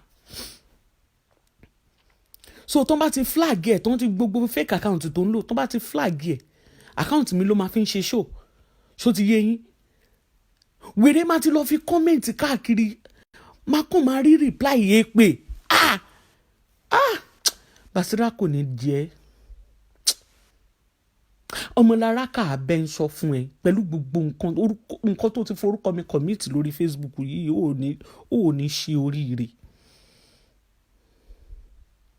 Mo kì í lọ sórí show a ti lọ kọ́mẹ̀ntì sí rẹ́kẹ́rẹ́kẹ́. Mo ṣe change password mi nígbà tí differences ti wà láàrin wa ni. Ó máa béèrè màá rádà wá lọ sí fake profile mi fún so that a máa fi ṣe show. Mo refuse because mo kò lè rí tẹ́lú mi máa reply sí èpè tó ti lọ ṣẹ́ bóyá lọ́dọ̀ ẹnìkan àbọ̀n post síbí kan ẹlòmíì máa kàn reply sí pé yẹn ni máa wo pé ìgbà wo ni mo type kinní yìí ìgbà wo mo ṣe mi ò kí ń ṣépè báyìí. Shemilore is the person behind it that is using it, nobody else. Máa wo pé mi kì í ṣépè báyìí ìgbà èwo ní tèpè èpè yẹn dè máa ń ká èmi lára tó bá ti ṣépè báyìí ó máa ń ká mi lára gan. Nísìnyí èmi náà ti mo sì wọ́n pé abẹ́ ń ṣe èrè ẹ bá gbé wẹ́ mi gan máa dá padà fún yín èmi ò mọ̀ pé reply tẹ́lẹ̀ máa ní I rebuke it in Jesus name mama ṣe I rebuke it in Jesus name I ṣe kíní kan in Jesus name. Ó fún ọjọ́ kejì ọjà èpè Facebook kò gba I rebuke it dá padà ló ṣọ́ọ̀jù kí ló ń jẹ́ I rebuke it in Jesus name lẹ́yìn tẹ́ bá rebuke tán ẹ̀ tún gbé padà sí ni you know àṣọ ti lọ forúkọ mi commit oríṣiríṣi ló dẹ̀ di pé èmi náà yà sọjá ara mi yà kọjá ìyá ara mi mọ́ mo yà change password mi $, you know. So anyway, back to the matter. Èmi àti JT àti àwọn tó kù kájọ wà nù group nínú ọjọ́ yóò ní èmi gbé JT lọ sí inú close group kíní kan kò yẹ kí èmi gbé JT sí èmi lèmi fọ́ọ̀kù wọn pẹ̀lú JT. Question tí mo fẹ́ bí idiot yìí kí gangan ni Janet Tutu ṣe fún question tó yẹ kó máa bí rẹ̀ káwọn máa lú ẹ̀ tó ń tẹ̀lé kó máa bí òun nìyẹn. Kí ni gangan ni JT ṣe fún tó fi ní guts àti lọ pè sórí show kìíní. Ṣé understand? Okay, ìgbà tó wá parọ́ pé yàn blog fún Kwame tí mo dẹ̀ sọ fún ẹ pé Kwame ti blog ó ti block ọmọ yìí. She knows nothing about what you're saying. Mo ṣì máa gbé jáde o. She knows nothing about what you're saying. So, ipe irọ́ ni and everything. The next thing, ó ṣàbá mi jiyàn everybody inú group gan tó sọ fún pé no, ipe tí JT bá máa ṣe JT máa ń crop ni. Ipe kò kí ń ṣe photo merge. Nǹkan tó dẹ̀ wà nù nǹkan tí Kwame post o. Photo merge ni nǹkan. And that was it. Àfìgbà tó dúnrún mọ́ ọmọ yìí tó bá dẹ̀ ti bẹ̀rẹ̀ pẹ̀lú yín ó máa ń fẹ́ prove ara ẹ̀ pé òun right. She understand? Ó máa ń fẹ́ prove ara ẹ̀ pé òun right gan. So she was trying to prove a point. Òun ló fi wá lọ mú kìnìún yẹn fún ọmọ tó dàbí tadpole yẹn. You know? Tí yẹn náà wá ṣe show. Ìyẹn náà wá òun náà wá pè sórí show. One song picking. First and foremost, JT was your main blogger. Second of all, ìgbà tí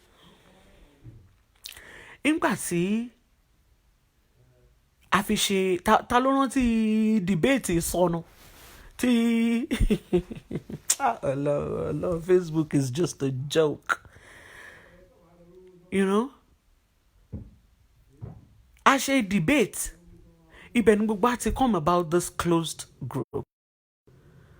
Then we started helping, you know, blogging, cropping and everything. I give it to JT. Till every other person tó bá need anything, vote JT ó kì bàjẹ́. Mo rí nǹkan tó ń ṣẹlẹ̀ lórí Facebook tí ò sí lọ́wọ́ JT. Tẹ́ bá ń gbọ́ pé yàn ní vote ẹ̀ ó bad. Pẹ̀lú gbogbo everyone combined ni o. Kò sí nǹkan tẹ́ ń wá JT máa bu jáde. You know, Fọlákẹ́ ló kò remember ya. So from there, big group yẹn ṣe come about nìyẹn. Tó bá need anything, JT máa ti produce. Tó bá need kinní kan, á ti gbé jáde. Like that. Ipe wọ́n counter nǹkan tí Dorcas ń sọ, àbí Yewe ń sọ, àbí Anamáyọ̀wá ń sọ, àbí kinní kan ń sọ. You should be thanking Janet Tutu. You should worship her. Worship at her feet. Because you are so selfish and such an ingrate. Ẹ tẹ̀ jẹ́ ká gbé gbogbo kinní sílẹ̀, ìjà wà náà. Èèyàn ń jà náà, so nǹkan weapon téèyàn bá nílé èèyàn máa fi jà, isn't it? You know? Ó wá wò láti òkè délẹ̀. Ó wá ní kí wìlíwìlí kó máa ṣe ṣòfò Janet Tutu. Tí ó bá ń ṣe pé ò ní làákàyè. Àìní làákàyè ni. Tó o bá ní làákàyè ni, ò ní pè sórí ṣòfò anybody. Mo sọ fún ẹ pé fi JT sílẹ̀, ó máa spread all over you like how disease ni. Ó gbọ́ràn. Ó lè sọ̀rọ̀. Èmi pẹ̀lú bí mo ṣe dákẹ́ tó yìí náà fún ẹ tó. Ó ní àfi lá, àfi kinní kan. Ní kó má ṣe ṣó, ní o má bú èébú. Ní kó má ṣe anything tó bá fẹ́ ṣe. Lákọ làwa gan wà nílé fún ẹ bí ìbọn. Ṣó lórí ẹ burú ni? Ayé àtijọ́ wọ́n máa sọ wọ́n máa dé limit kan or level kan tó ń pé èèyàn ẹ máa fẹ́ dákẹ́, ẹ máa náwọn àgbàlagbà kan bá yín sọ̀rọ̀, ẹ fẹ́ gbọ́, ẹ fẹ́ ṣe kinní kan, àwọn even not even àgbàlagbà, àwọn sẹ́ẹ̀tì yín náà lè bá yín sọ̀rọ̀ pé kinní. If you notice, I don't come online and constitute nuisance. I wouldn't come online to say bullshit. On to say pé tí n bá ń wá popularity ni àjọ máa fi gágbága, àjọ jókòó sórí Facebook àjọ máa ṣe wèrè ni. Ó báwo? Kò ń ṣe tóhun tí ò dá lẹ́nu mi, kò ń ṣe ta ilé sọ̀rọ̀, kò ń ṣe ta ilé wí, kò ń ṣe ta ilé rí nǹkan tí máa sọ. You know? But the fact is, èèyàn máa ń fi làákàyè ṣe nǹkan nílé ayé yìí. You're not going to bring yourself to the same level as one idiot that has nothing happening for them in life other than Facebook fracas. Babe! Excuse me, guys.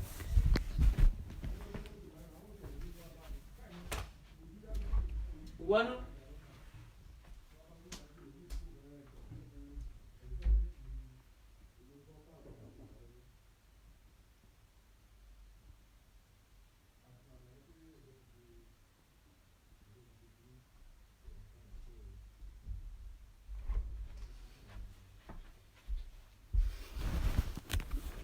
Hello, ẹ má bínú.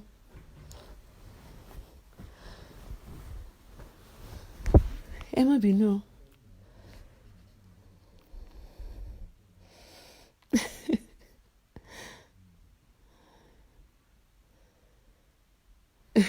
Sorry. I didn't want you guys to be hearing my husband's voice, Anyway, ibo mi sọ so ó fi hàn pé tó o bá pè gbogbo ilẹ̀ rántí gbà yẹn nígbà tó pè sórí bóyá ó ti fún wèrè yẹn lówó chewing gum wèrè dàda àwúrú àbí dàda àwúrí àbí kílẹ̀ ń pè ó ti fún yẹn lówó chewing gum. This boy kept on abusing me, bullied me. I don't feel bullied by him anyway. I just saw him as a mad goat coming online to just make a fool of himself. Ó ṣe títí. Ó post the picture ọkọ mi ò dá lóhùn. Wọ́n ní ignore ẹ̀. Ó ṣe ó bú mi. Ó bú ìyá mi. Ó ṣe gbogbo ẹ̀. Dé orí late wife ọkọ mi. He did all of that under Abike's instructions. Gbogbo ibi tán bá ti post mi àbí tán ti ṣe anything for me lọ́mọ òfu lórí burúkú tán pè lábíkẹ́ yìí ló ti máa comment síbẹ̀. I kept quiet. Mo ò sọ kankan. Now, you now go on. You start getting suspicious of every fake profile. And the Bidemi that you knew then is still the same that is talking now. I be confirmed Wafi girl. I will not hide in the dark to abuse you of all people. Talking ṣe Dangote tó máa gbowó fún mi. Àwọn olówó àná gan pàápàá. Delete and block ni. Mi ò ráyè òṣì. As long as tí ò kì í ṣe ẹnì kankan ló ń fún mi ní air tí mò ń breathe in. Who the fuck are you? Tẹ́mi ò wá nílé fi orúkọ mi bú. Ṣé mi ò lè lo fake profile ni? Of course I can. But not for you, Basira. Not for you. Not for any of you. Mama bú any one of you. Tí bá máa ṣe wèrè fún any one of you. Mo kàn wo wèrè Básúdì yẹn. Tí bá wọ́ mo ń rí àwọn update yẹ. Ó mọ̀ pé wọ́n mò ń bá wí mo ò ní sọ̀rọ̀. Ó mọ̀ pé wọ́n mò ń bá wí. Tí bá gbá ẹ mú lásán. Facebook yóò ní jọ gbà wá. Ṣé o tiẹ̀ rí wọ máa dedicate time fún ẹni. Máa dedicate time fún ẹni. Àwọn pé wà á ti mọ̀ sí ẹ lọ́mọ ayé. Máa dedicate time. Ọlọ́run tó bá jẹ́ wọ́n nìkan ni mo máa ṣe. Máa dedicate ẹ fún ẹni. Olóyìnbó òfò. A máa type náà, a máa ṣe update, a máa ṣe bẹ́ẹ̀ pé òun lè kọ òyìnbó orí burúkú kan. Where is your evidence? Orí ẹ burú. Wèrè Básúdì kúrú kí mò ń sọ fún ẹ jẹ́ kó rí ẹ pé. Máa fún ẹ ní special time. Mo gbéṣẹ́ rán yàrá yà yín gbogbo yín pátá. N bá kàn dákẹ́ mo kàn feel pé Basira lèmi àti ẹjọ́ ní business. Don't worry, ó ti yé ẹni tẹ́mi ń bá sọ̀rọ̀. Àìná bá dé jọ ó jọ yé wa bá jẹ́. Basira lèmi ní time fún. Tẹ́ bá lẹ̀ ló ń ṣe èrè. Tẹ́ gbé wèrè wá. Sórí ìwọ particularly. O máa ń bẹ́ gan mọ̀ kí n máa sọ fún ẹ pé o máa ń bẹ́. JT, can you imagine? Wèrè kíní ni mo tẹ̀ ń sọ. Ó mọ wèrè best friend di Judy ni mo sọ. Jọ́bí sí, ó bẹ́ jù àfi bíi Puma. Ó máa ń bẹ́ gan. Ó ti sáré gbé update jáde. Ó ti sáré ṣe kíní. Ṣé understand? Tí n bá gbámú. gbogbo owó ẹ̀ tẹ́ bá ń wá kùkùté ara ọ̀run kúrú ọwọ́ kúrú ẹsẹ̀ kúrú mi ìrèyàn tó ń fa kínní lẹ́ẹ̀dì ṣètè a tún gbé silver lipstick sí mi tí rí ní 2019 yìí ó wà nù ọmọ ayé òun dẹ̀ ni mò ń bá wí ó dẹ̀ mọ́ rẹ̀ n bá gbá ẹ mú ọlọ́run máa rò pé ó bù mí jẹ́ ń fùrọ̀ ni ní nǹkan tí máa fi ojú ẹ̀ rí lórí Facebook yìí ò ní dúró wò tán òun ni mo wá gé fún ẹ̀yìn máa ń rí àwọn update ẹ̀ wọ́n máa ń send ẹ̀ sí mi lọ́jọ́ kórìí ẹ pé a lọ forí kó skibọ̀ wò wàá rò pé ó ṣẹ̀ mí tìtẹ́lẹ̀ ni máa dìdí máa bù ẹ bí èèrà ni bẹ́ẹ̀rẹ̀ ṣe ń bo ṣúgà máa bù ẹ máa já bù ẹ ni ò ní ṣe irú ẹ̀ mọ́ jẹ́ n ra fìwọ́lẹ̀ back to jẹ́ n wo nǹkan tí jẹ́ ti kọ́ you are missing freebies you need to sorry friendship mi jẹ́ nsọ nǹkan kan fún ẹ. You know the reason why they would say that? Ẹ jọ nítorí Ọlọ́run mo sì máa ń sọ pé èwo nù wọn ló fún mi freebies àbí ṣé èyí tí mo polówó cream fún àbí báwo ni ẹ bá ń dá sí mátà yìí ó ní bẹ́ẹ̀ polówó cream kó tó di pé mo wá mú BFF mi Queen Cosmetics tá a ti dánmọ́ ìyá. Prior to that mo ń bá tadpole kan polówó cream ẹjọ́ nítorí Ọlọ́run èmi tí mo dúdú họrí olóhùn ta ẹbọ ní cream òun tá fi yàn dúdú bẹ́ẹ̀ náà ni gbogbo náà kù mí jóná nǹkan tó kọ́kọ́ bá náà kù mí jẹ́ nìyẹn ó dẹ̀ fún mi cream ṣé tí mi bá lo cream ẹ báwo ni mo ṣe fẹ́ polówó àbí ṣé kí n sì máa dúdú họrí ni àbí golden colour tó promise tí mi ever achieve tó jẹ́ pé Queen Cosmetics ló fún mi ní colour tí mo achieve ṣé ìyẹn ni mi fẹ́ sọ ni àbí báwo àbí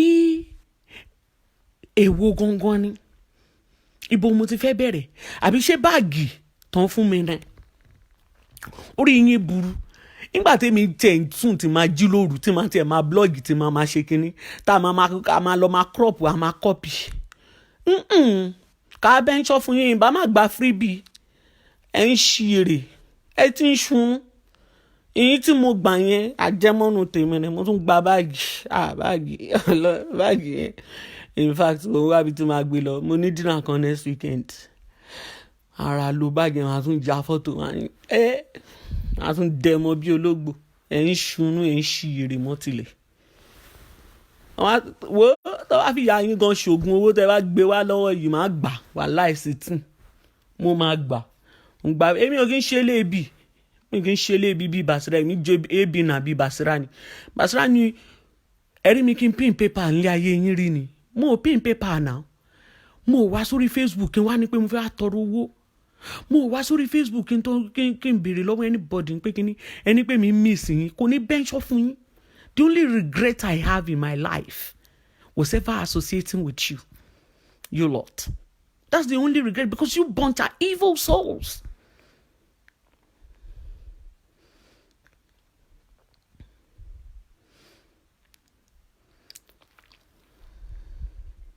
Okay. Evil souls in anything happening for you.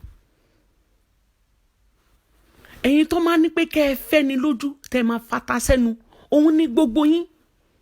You've exhibited the kind of person you are or people that you are. Sorry. So that's the reason why. Tí n bá gba freebie lọ́wọ́ yálàyà anybody ajẹ́mọ́nù tèmi ni ẹ̀ ń ṣe eré ni. Ṣé mo try for yín? In fact ó dùn mí gan pé mi tètè já mo lọ ń ṣe good girl ó yẹ kí n gbà lọ́wọ́ gbogbo yín round ni mo lọ ń ṣe good girl gbogbo ìgbà yẹn ó yẹ kí n gbà lọ́wọ́ gbogbo yín kí n tax gbogbo yín ẹ̀ ń ṣe eré ni èmi nìkan ni ọ̀gá yín máa ń sunkún sí létí èmi nìkan ló máa ń ṣe kinní kan sí létí ó máa jí mi lóru ó máa ń disturb oorun mi ẹ wá ní pé kí n má gba freebies ẹ ti ń sunrun ni ẹ ń ṣí ni ó yẹ kí n san tó mistake tí mo ṣe nìyẹn, ó yẹ kí n pin PayPal kẹ́ ti san PayPal fún mi dànù ṣíire. Ẹ wá lọ ń complain pé mo miss freebies kò ní dáa fún yín pẹ̀lú gbogbo ẹ̀ náà ẹ mọ̀ pé mo níṣẹ́ mo wà báwo lèèyàn ṣe máa wà ọmọlúwàbí ó máa wà nílé ayé yìí at what age? Ó péré ẹni 44 years old, no CV to your name, not a single job. Èyí tó máa ṣe náà orí gbígbé àtorí tútù ló kó pọ̀. No career, nothing. The only career you've ever built for yourself, the only thing that has ever happened to your life is ever coming online on Facebook to malign people, mudsling everyone's names, drag their names in the mud. That's the only thing. We can build 10 pages of CV for you from your activities on Facebook.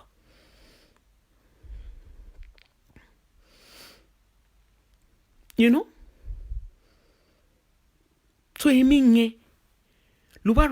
my life is not dependent on anything on Facebook. Every ìyẹn tó dàbí kíní yẹn jàre. Ẹ jẹ́ gbé mátà yẹn kúrò lórí page mi. Ìtẹ̀ mọ̀ páwọn èèyàn tiẹ̀ ti bú wọ́n ti bú dànù x-rayed mi. Mo torí ẹ̀ tí ẹ̀kọ́ ni mo tiẹ̀ ṣe wá. If you notice, I don't have time for that one. Honestly, I just said that, just so you know that when they're shouting freebies, òun nìkan ló ń pariwo, ṣóǹdé nìkan ló ń pariwo freebies náà. Ìgbé kìíní kan. Èèyàn mélòó nu wọn ló lè jáde. Apart from that gan, and they now came pé, wọ́n fún mi kíní kan. Kábíkẹ́ wá fi gbogbo gbèsè ayé ẹ̀ búra pé nǹkan tán ní kí n gbé fún. Ṣóǹdé nìkan ló gbé aṣọ fún mi kí n gbé fún. Ó dẹ̀ ti wọ̀ lórí show. So èwo ni wọ́n gbé nǹkan fún mi kí mi gbé sílẹ̀ fún. So fuck her and fuck any freebies. Olóṣì. Irọ́ nìkan ló mọ bọ́ yẹn ń pa mọ́yàn. Ó máa parọ́ mọ́ yín bẹ́ẹ̀ ń pé kíní bẹ́ẹ̀ ń pélé ayé fẹ́ parẹ́ ni.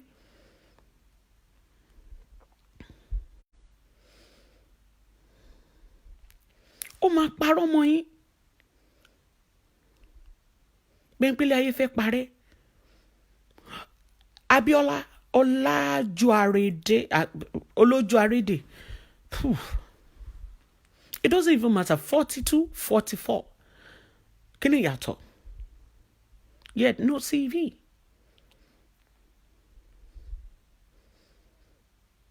What is there to miss about you, Lord?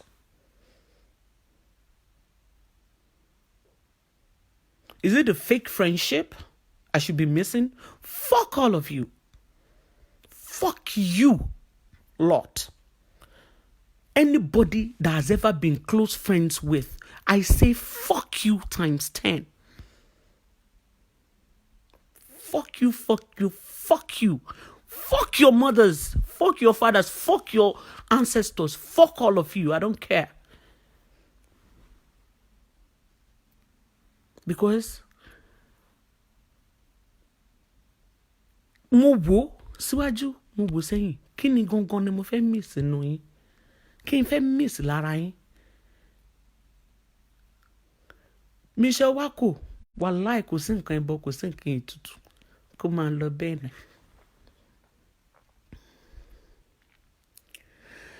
Exactly, achievement ni kókó.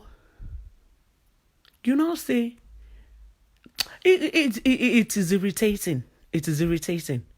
In fact, you're really, really slapping my face by that statement.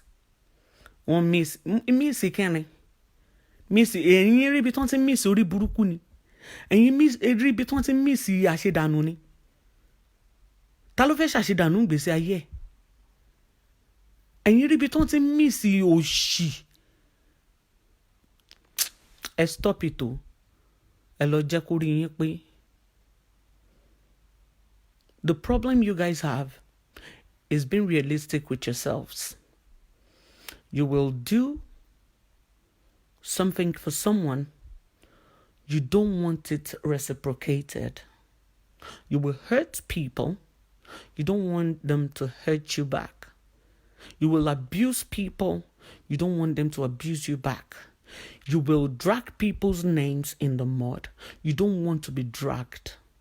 Who the fuck is Abike that anybody cannot abuse? Who the fuck is Abike that anybody cannot drag? Who the fuck says that it is okay for her to do stuffs and not okay for people to do it back in multiple folds to her? Who the fuck is she?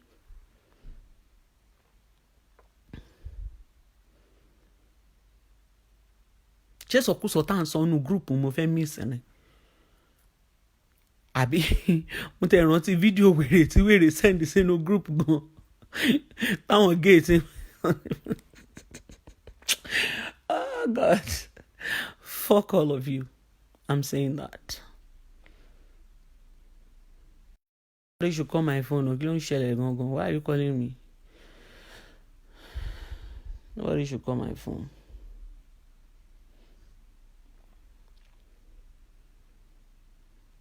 You know? Nobody should call my phone. I'm not phone me, Joe.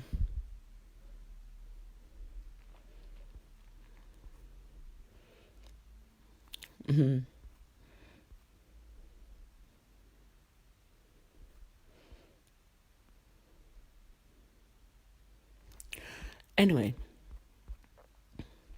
if you're calling me, call back when I'm done. If you can see that I am online, try and call back. Otherwise, I'm gonna cut the line. Anyway, Oman really baffle me. Oman really baffle me when you think that this is someone I rode with, hand in hand. Mo rí ẹ tán, Basira. Wallahi mo wù ẹ́ látòkè délẹ̀. Ó tó ẹni tí ó tó gbà kólẹ̀ mi, ó yẹ kí n fi ẹ́ gbálẹ̀ yín, kí n gbọ́ ẹ yánmayànma. Rí pé mo kì í wá bẹ́ẹ̀ pariwo, èmi ò mọ bọ́yẹn pa. Èmi ò ní wá bẹ́ẹ̀ pariwo ká wá máa pariwo ká máa ṣe bullshit. Sùúrù ni màá fi deal pẹ̀lú kéèsì ẹ̀. Could you believe pé ìgbà tí agbára ń gun wèrè yìí?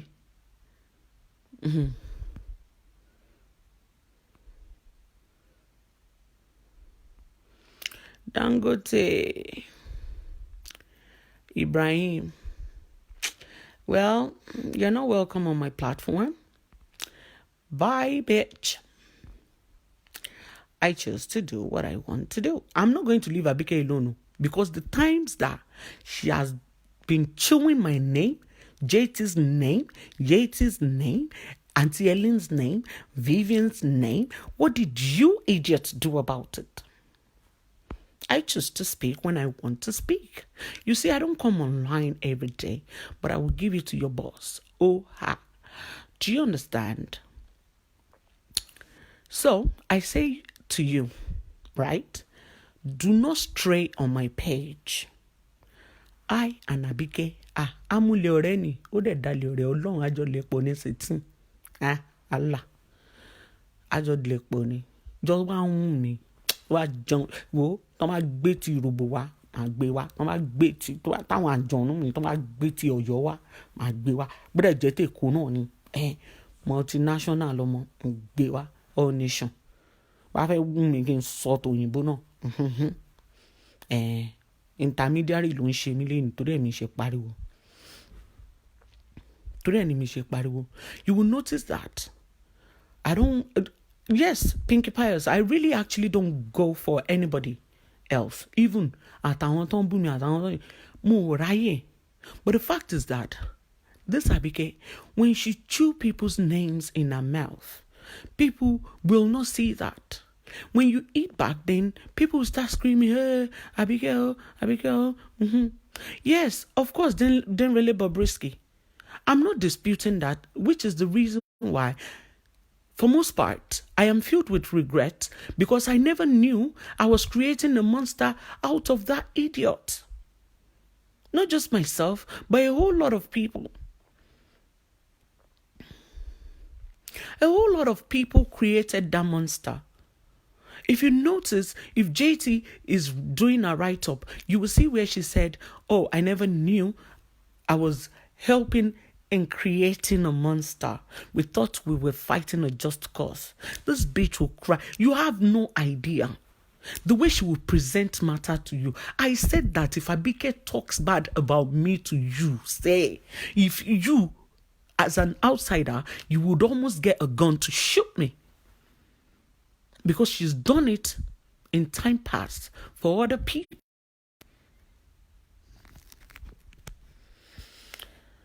Why do you think that when Timata and Telin Shele, a whole lot of people were not in support of her? She had to look for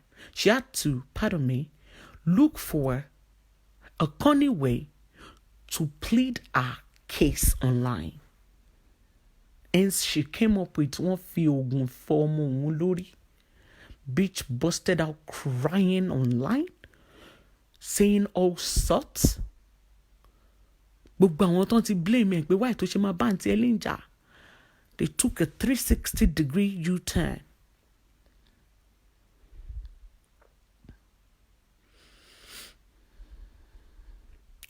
Ajia Olatokunbo, well, ọmọdé ló ṣe mí gbà yẹn náà.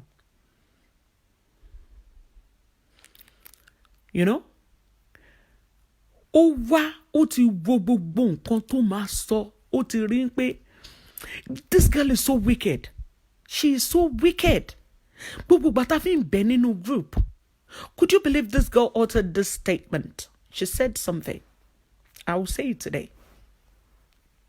Bàtà fi ń bẹ, Amy, JT, everybody in that group. About 7 of us. Talking to her, persuading her that she should not fight Auntie Ellen. Kineko. Ìgbà tí Popsi Auntie Ellen wá kú, the updates that she did to send her a condolence message, even though she offended me, she's still my sister, sorry for your loss, yada yada yada. And I'm like, I'd rather you don't put up any updates at all than putting up such updates. Ó better kó má kíyàn rárá, kò ní even do pò ń tàn ń ṣe, kájà bíi ti ká kú ni. No. Kájà bíi ti ká kú kọ́. Ìgbà tá máa sọ̀rọ̀ nínú group, this wicked soul said,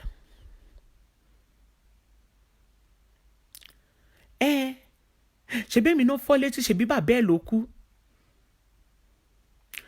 Èmi tán wá fọ́ létí ńkọ́, bàbá ẹ̀ tó ti kú, bàbá ẹ̀ kú. Mo wò pé, is this a human being? Is this a human being? Ó ní pé bàbá ẹ̀ tó kú ńkọ́, ìyẹn ṣàdẹ̀ ti kú. Wọ́n tún ṣe pé wọ́n fọ́ ẹ létí. Èèyàn tó kú, wọ́n ní ṣe ká jà bíi ti ká kú ni.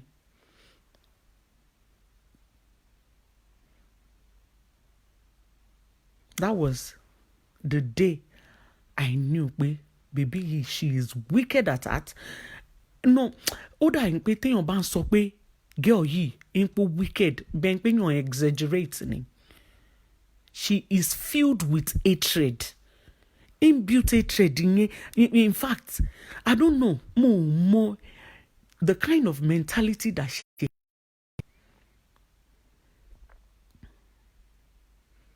I don't understand. Wọ́n gbá ẹ ní etí, bàbá èèyàn kú. To now say sorry for your loss. Kó tẹ̀ jẹ́ sorry for your loss ẹnìkan ló kọ́. It's enough. It is enough. But the only thing she could come up with, ṣebí bàbá ẹ̀ ló kú, èmi tán fọ́ létí ńkọ́. Come on, girl. Set your mind. Ìjọpọ̀ èèyàn máa ń sùn tí ò ní jí mọ́. Nǹkan tó bá ṣe sílẹ̀, ó máa ta gidi gan. But ìwọ ò ní legacy tó fẹ́ lé anyway because èpè ti jàrá báyìí fún ẹ. Ìkà. ojú kà àwọn èèyàn máa fi wò ẹ́.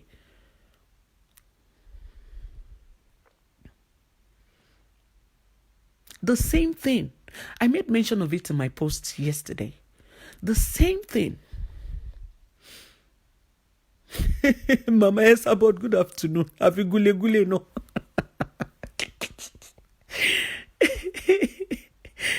The same thing. Nígbà tí JT bímọ, torí ń pé ó feel pé lady yẹn tẹ̀lé àǹtí Ellen lọ.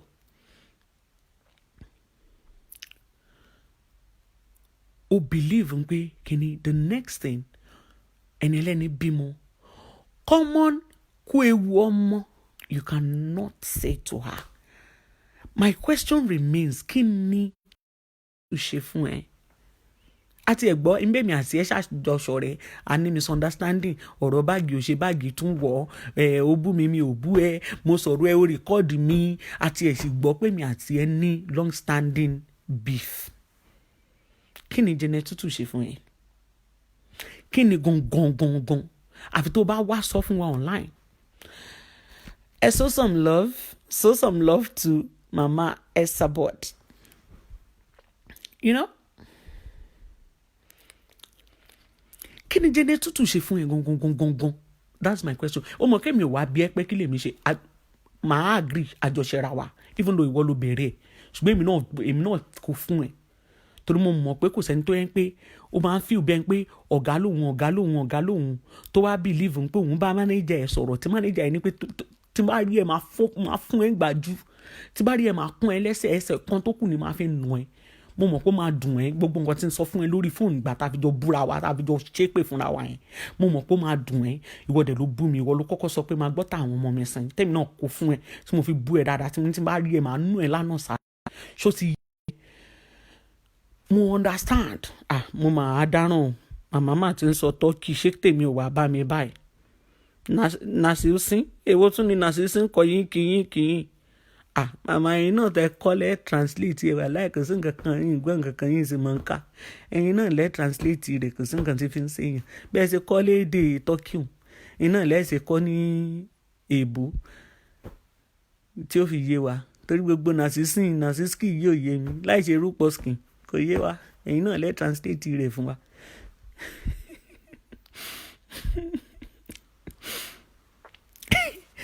You know? So, kí ni mi tiẹ̀ ń sọ lọ? A gbọ́ pé mi àti ẹjọ́ ní beef tó kì gan. Kí ni Jene Tutu kí ló ṣe fún ẹ? O ò lè sọ pé nǹkan pàtó tọ́mọ yìí ṣe.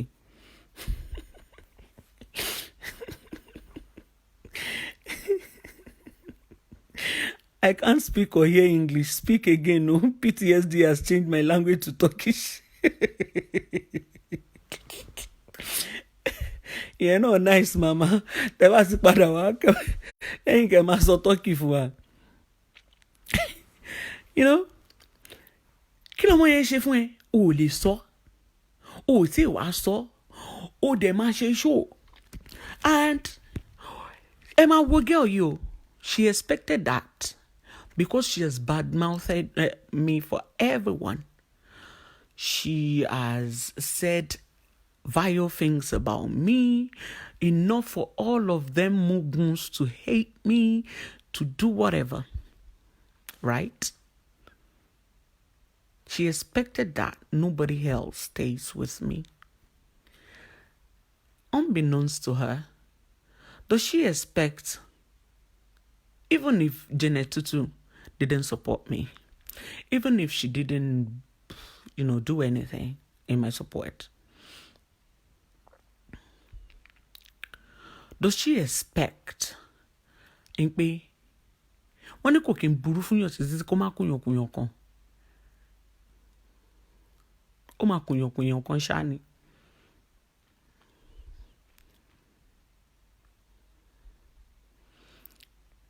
You know?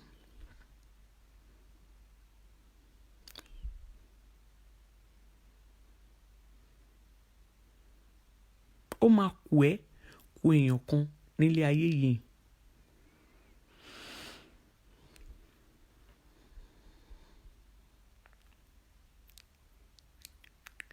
And that is why. And it's good also to have an understanding with someone. Oftentimes, you would have friends that you would disagree with on one or two things, and you will come to a conclusion and be okay. But this person, as they stand with you, you appreciate them. When everybody was nowhere to be found, she was the only one that stood by. Wọ́n dẹ̀ ní pé èèyàn máa ń domi sílẹ̀ tẹ́lẹ̀ tútù ni.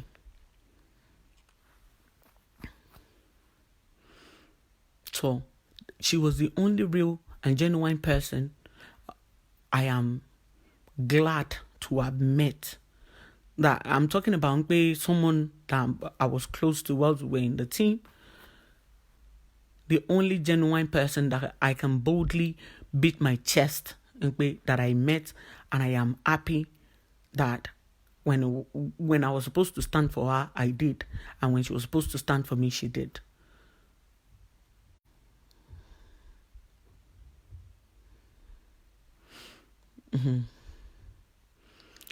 Orí ìwọ tí ẹ burú ná, ẹ sá lúwò àbísínwìn yẹn ni kò lọ máa bá.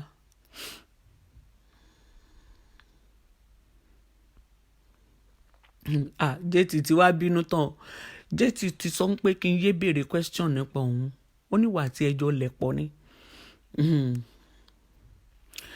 A Messiah that will rescue her and the Ebora queen.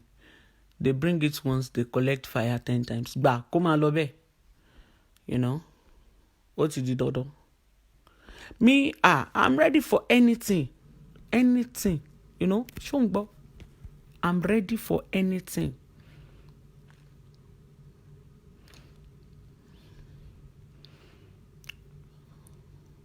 Tai Gomez, that is a silly question, and I am going to block you. Why don't you go and ask her that question? So anyway,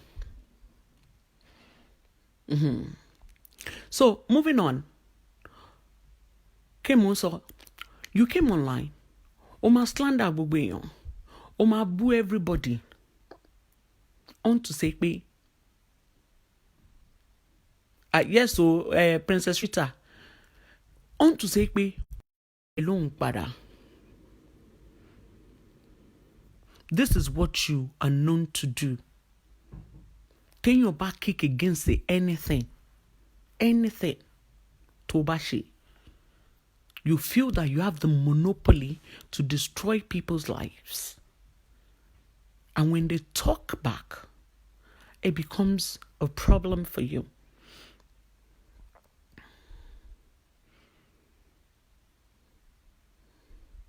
It becomes a problem because you are scared to be confronted. You don't want anybody to want anything you say or whatever it is. Well, àjọ lẹ̀pọ̀ lórí Facebook yìí ni kò bá jẹ́ 2030 ló tó yọ́nú mi ni màá tó stop rí màá fún ẹ gap mo ò ní sọ̀rọ̀ bá wo kẹ́ ẹ blọ́ọ̀gì kẹ́ ẹ lọ wú òkú àwọn forefathers mi jáde nípa ẹ máa stop mi ẹ ti ṣe mistake wàhálà kẹ́ ẹ gbé awọ ẹ̀fùrọ̀ mi jáde tí n bá máa sọ̀rọ̀ Ọlọ́run ọba ń gbọ́ ẹ tí ìmọ̀ tó bá níyàn di egungun ẹja síyàn lọ́rùn egungun ẹja tèmi ò kí ń ṣe oníwàhálà mọ́ òní bá yín po wàhálà máa poke yín lọ́rùn díẹ̀díẹ̀ ni kẹ́ gbé wòwò ọmọlúwàbí mi jáde ẹ lè pa mí lẹ́nu mọ́ ṣe rí ohun yìí Ọlọ́run fún mi ni ó dà pé tí ń ṣe èrè ó kàn ní kí n wá sọ fún yín ni.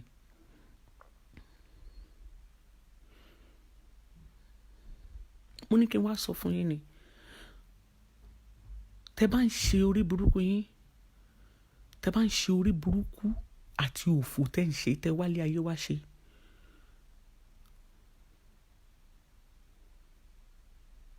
ẹ kì í rántí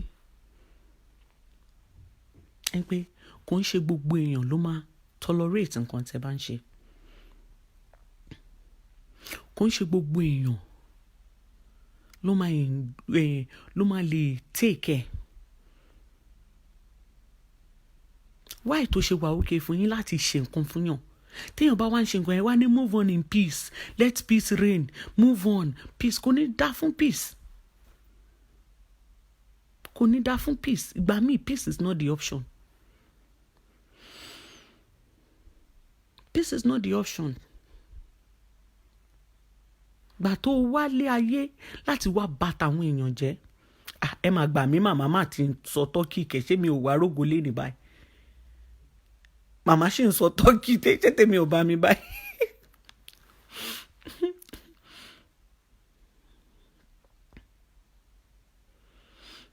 You know? Peace is not an option when it comes to some certain people, especially Abike.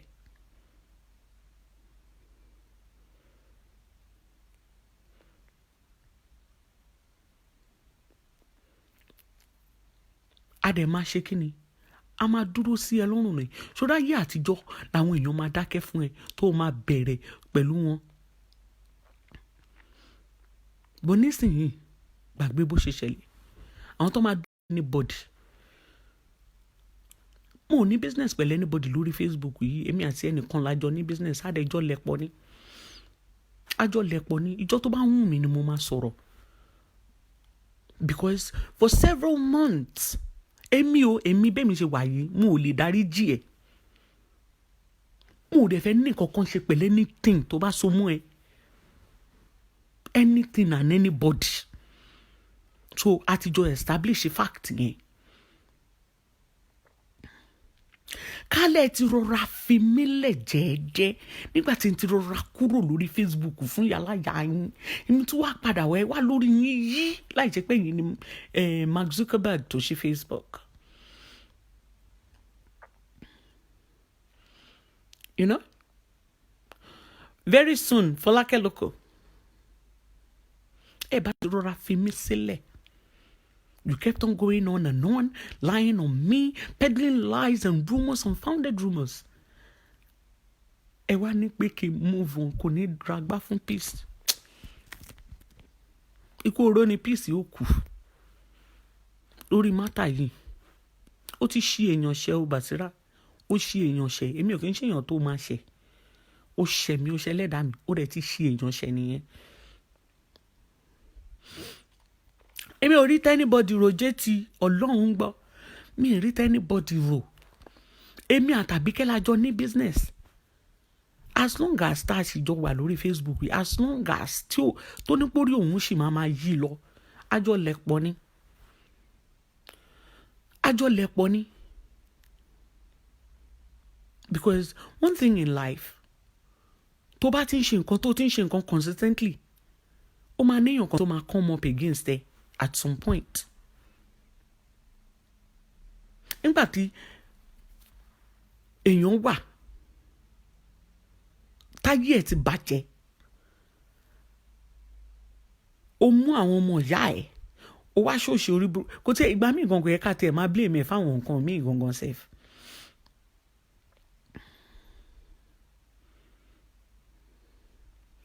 Kò yẹ ká máa blame ẹ̀ fáwọn nǹkan míì. Èèyàn tó lè wá online, tó lè wá chat shit nípa àwọn family ẹ̀. Obviously, kí ni ò ní lè sọ nípa ẹlòmíì? She will definitely chat shit about you, chat shit about every other person around her, and everybody that's been friends with her.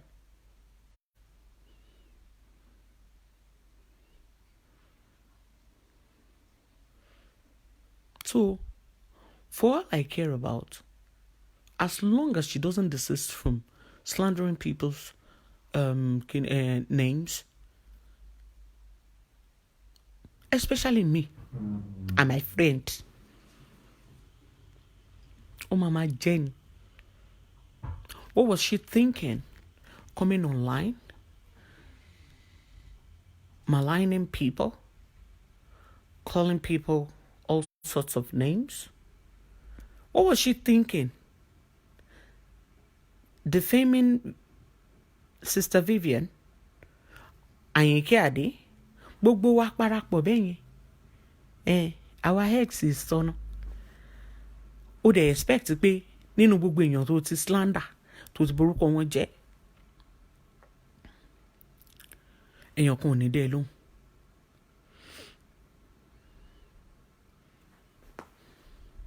Èèyàn máa dẹ́ lóhùn. Kó o gbé igba èèyàn dìde. Kó o gbé gbogbo èèyàn tó mọ̀rọ̀ sọ jù ní ayé yìí dìde. Èmi ò ní wo ariwo ọjà o. Èmi àti ẹ la jọ ní business. And that's the honest truth.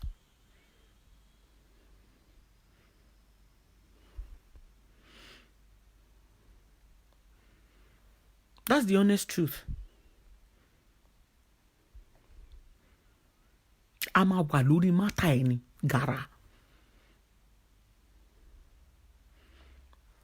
Vivid imagination. Show some love to Sister Vivian.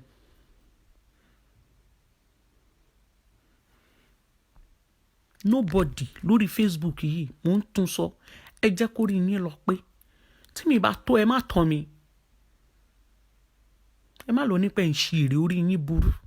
Ẹni tí mi bá súnmọ́ ọ̀dọ̀ ẹ̀ kó má súnmọ́ mi. The other day Soji mentioned my name. I've never come.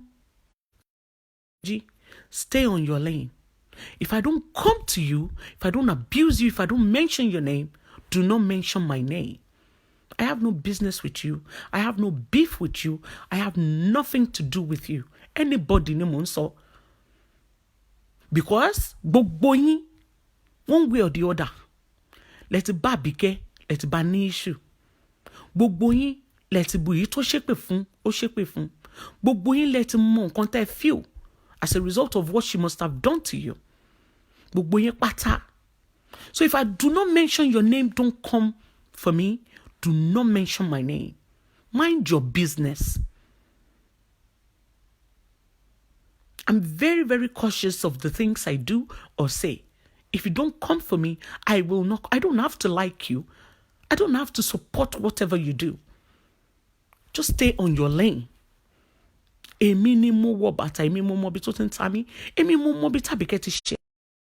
None of you can tell me where to move around or what to say or what to fight. I choose my fight very carefully. So tàbíkẹ́ bá ṣẹ́ mi, nobody can stop me from talking back unless I choose to. Nobody ni mo sọ. So please, don't mention my name at all. Mi wá bá ẹ. Anybody tí mi bá ti wá bá lórí Facebook yìí, ẹ rọra fi mí lẹ̀. Tó bá ń búyàn, tó bá ń ṣe show for anybody, you will see I don't mention anyone's name because I have no business with any fucking body. Gbogbo yín lẹ́tí, èyí tó máa mórúkọ ẹ̀ wọnú igbó ti mórúkọ ẹ̀ wọnú igbó. Èyí tó ti wá sunkún tó ti pariwo. Èyí tó ti pe òkú bàbá ẹ̀, ó ti pe òkú bàbá ẹ̀. Èyí tó ti ṣe oríṣiríṣi, ẹ ti pèlè lórí as a result of the things she's done to you.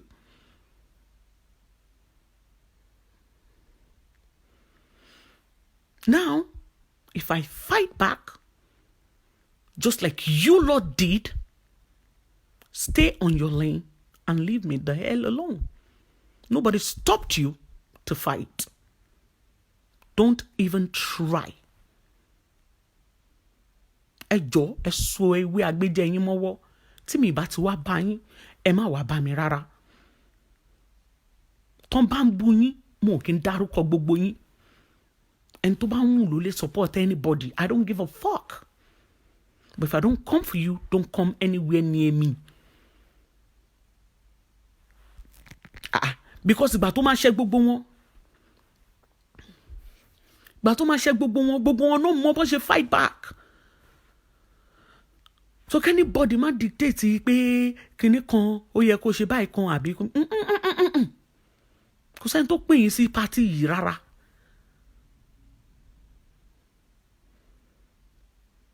Kò sẹ́ni tó pè yín sí irú party yìí. Ẹ ti ṣe tiyín. Ẹ ṣe tiyín. Abike always look for people to fight her cause.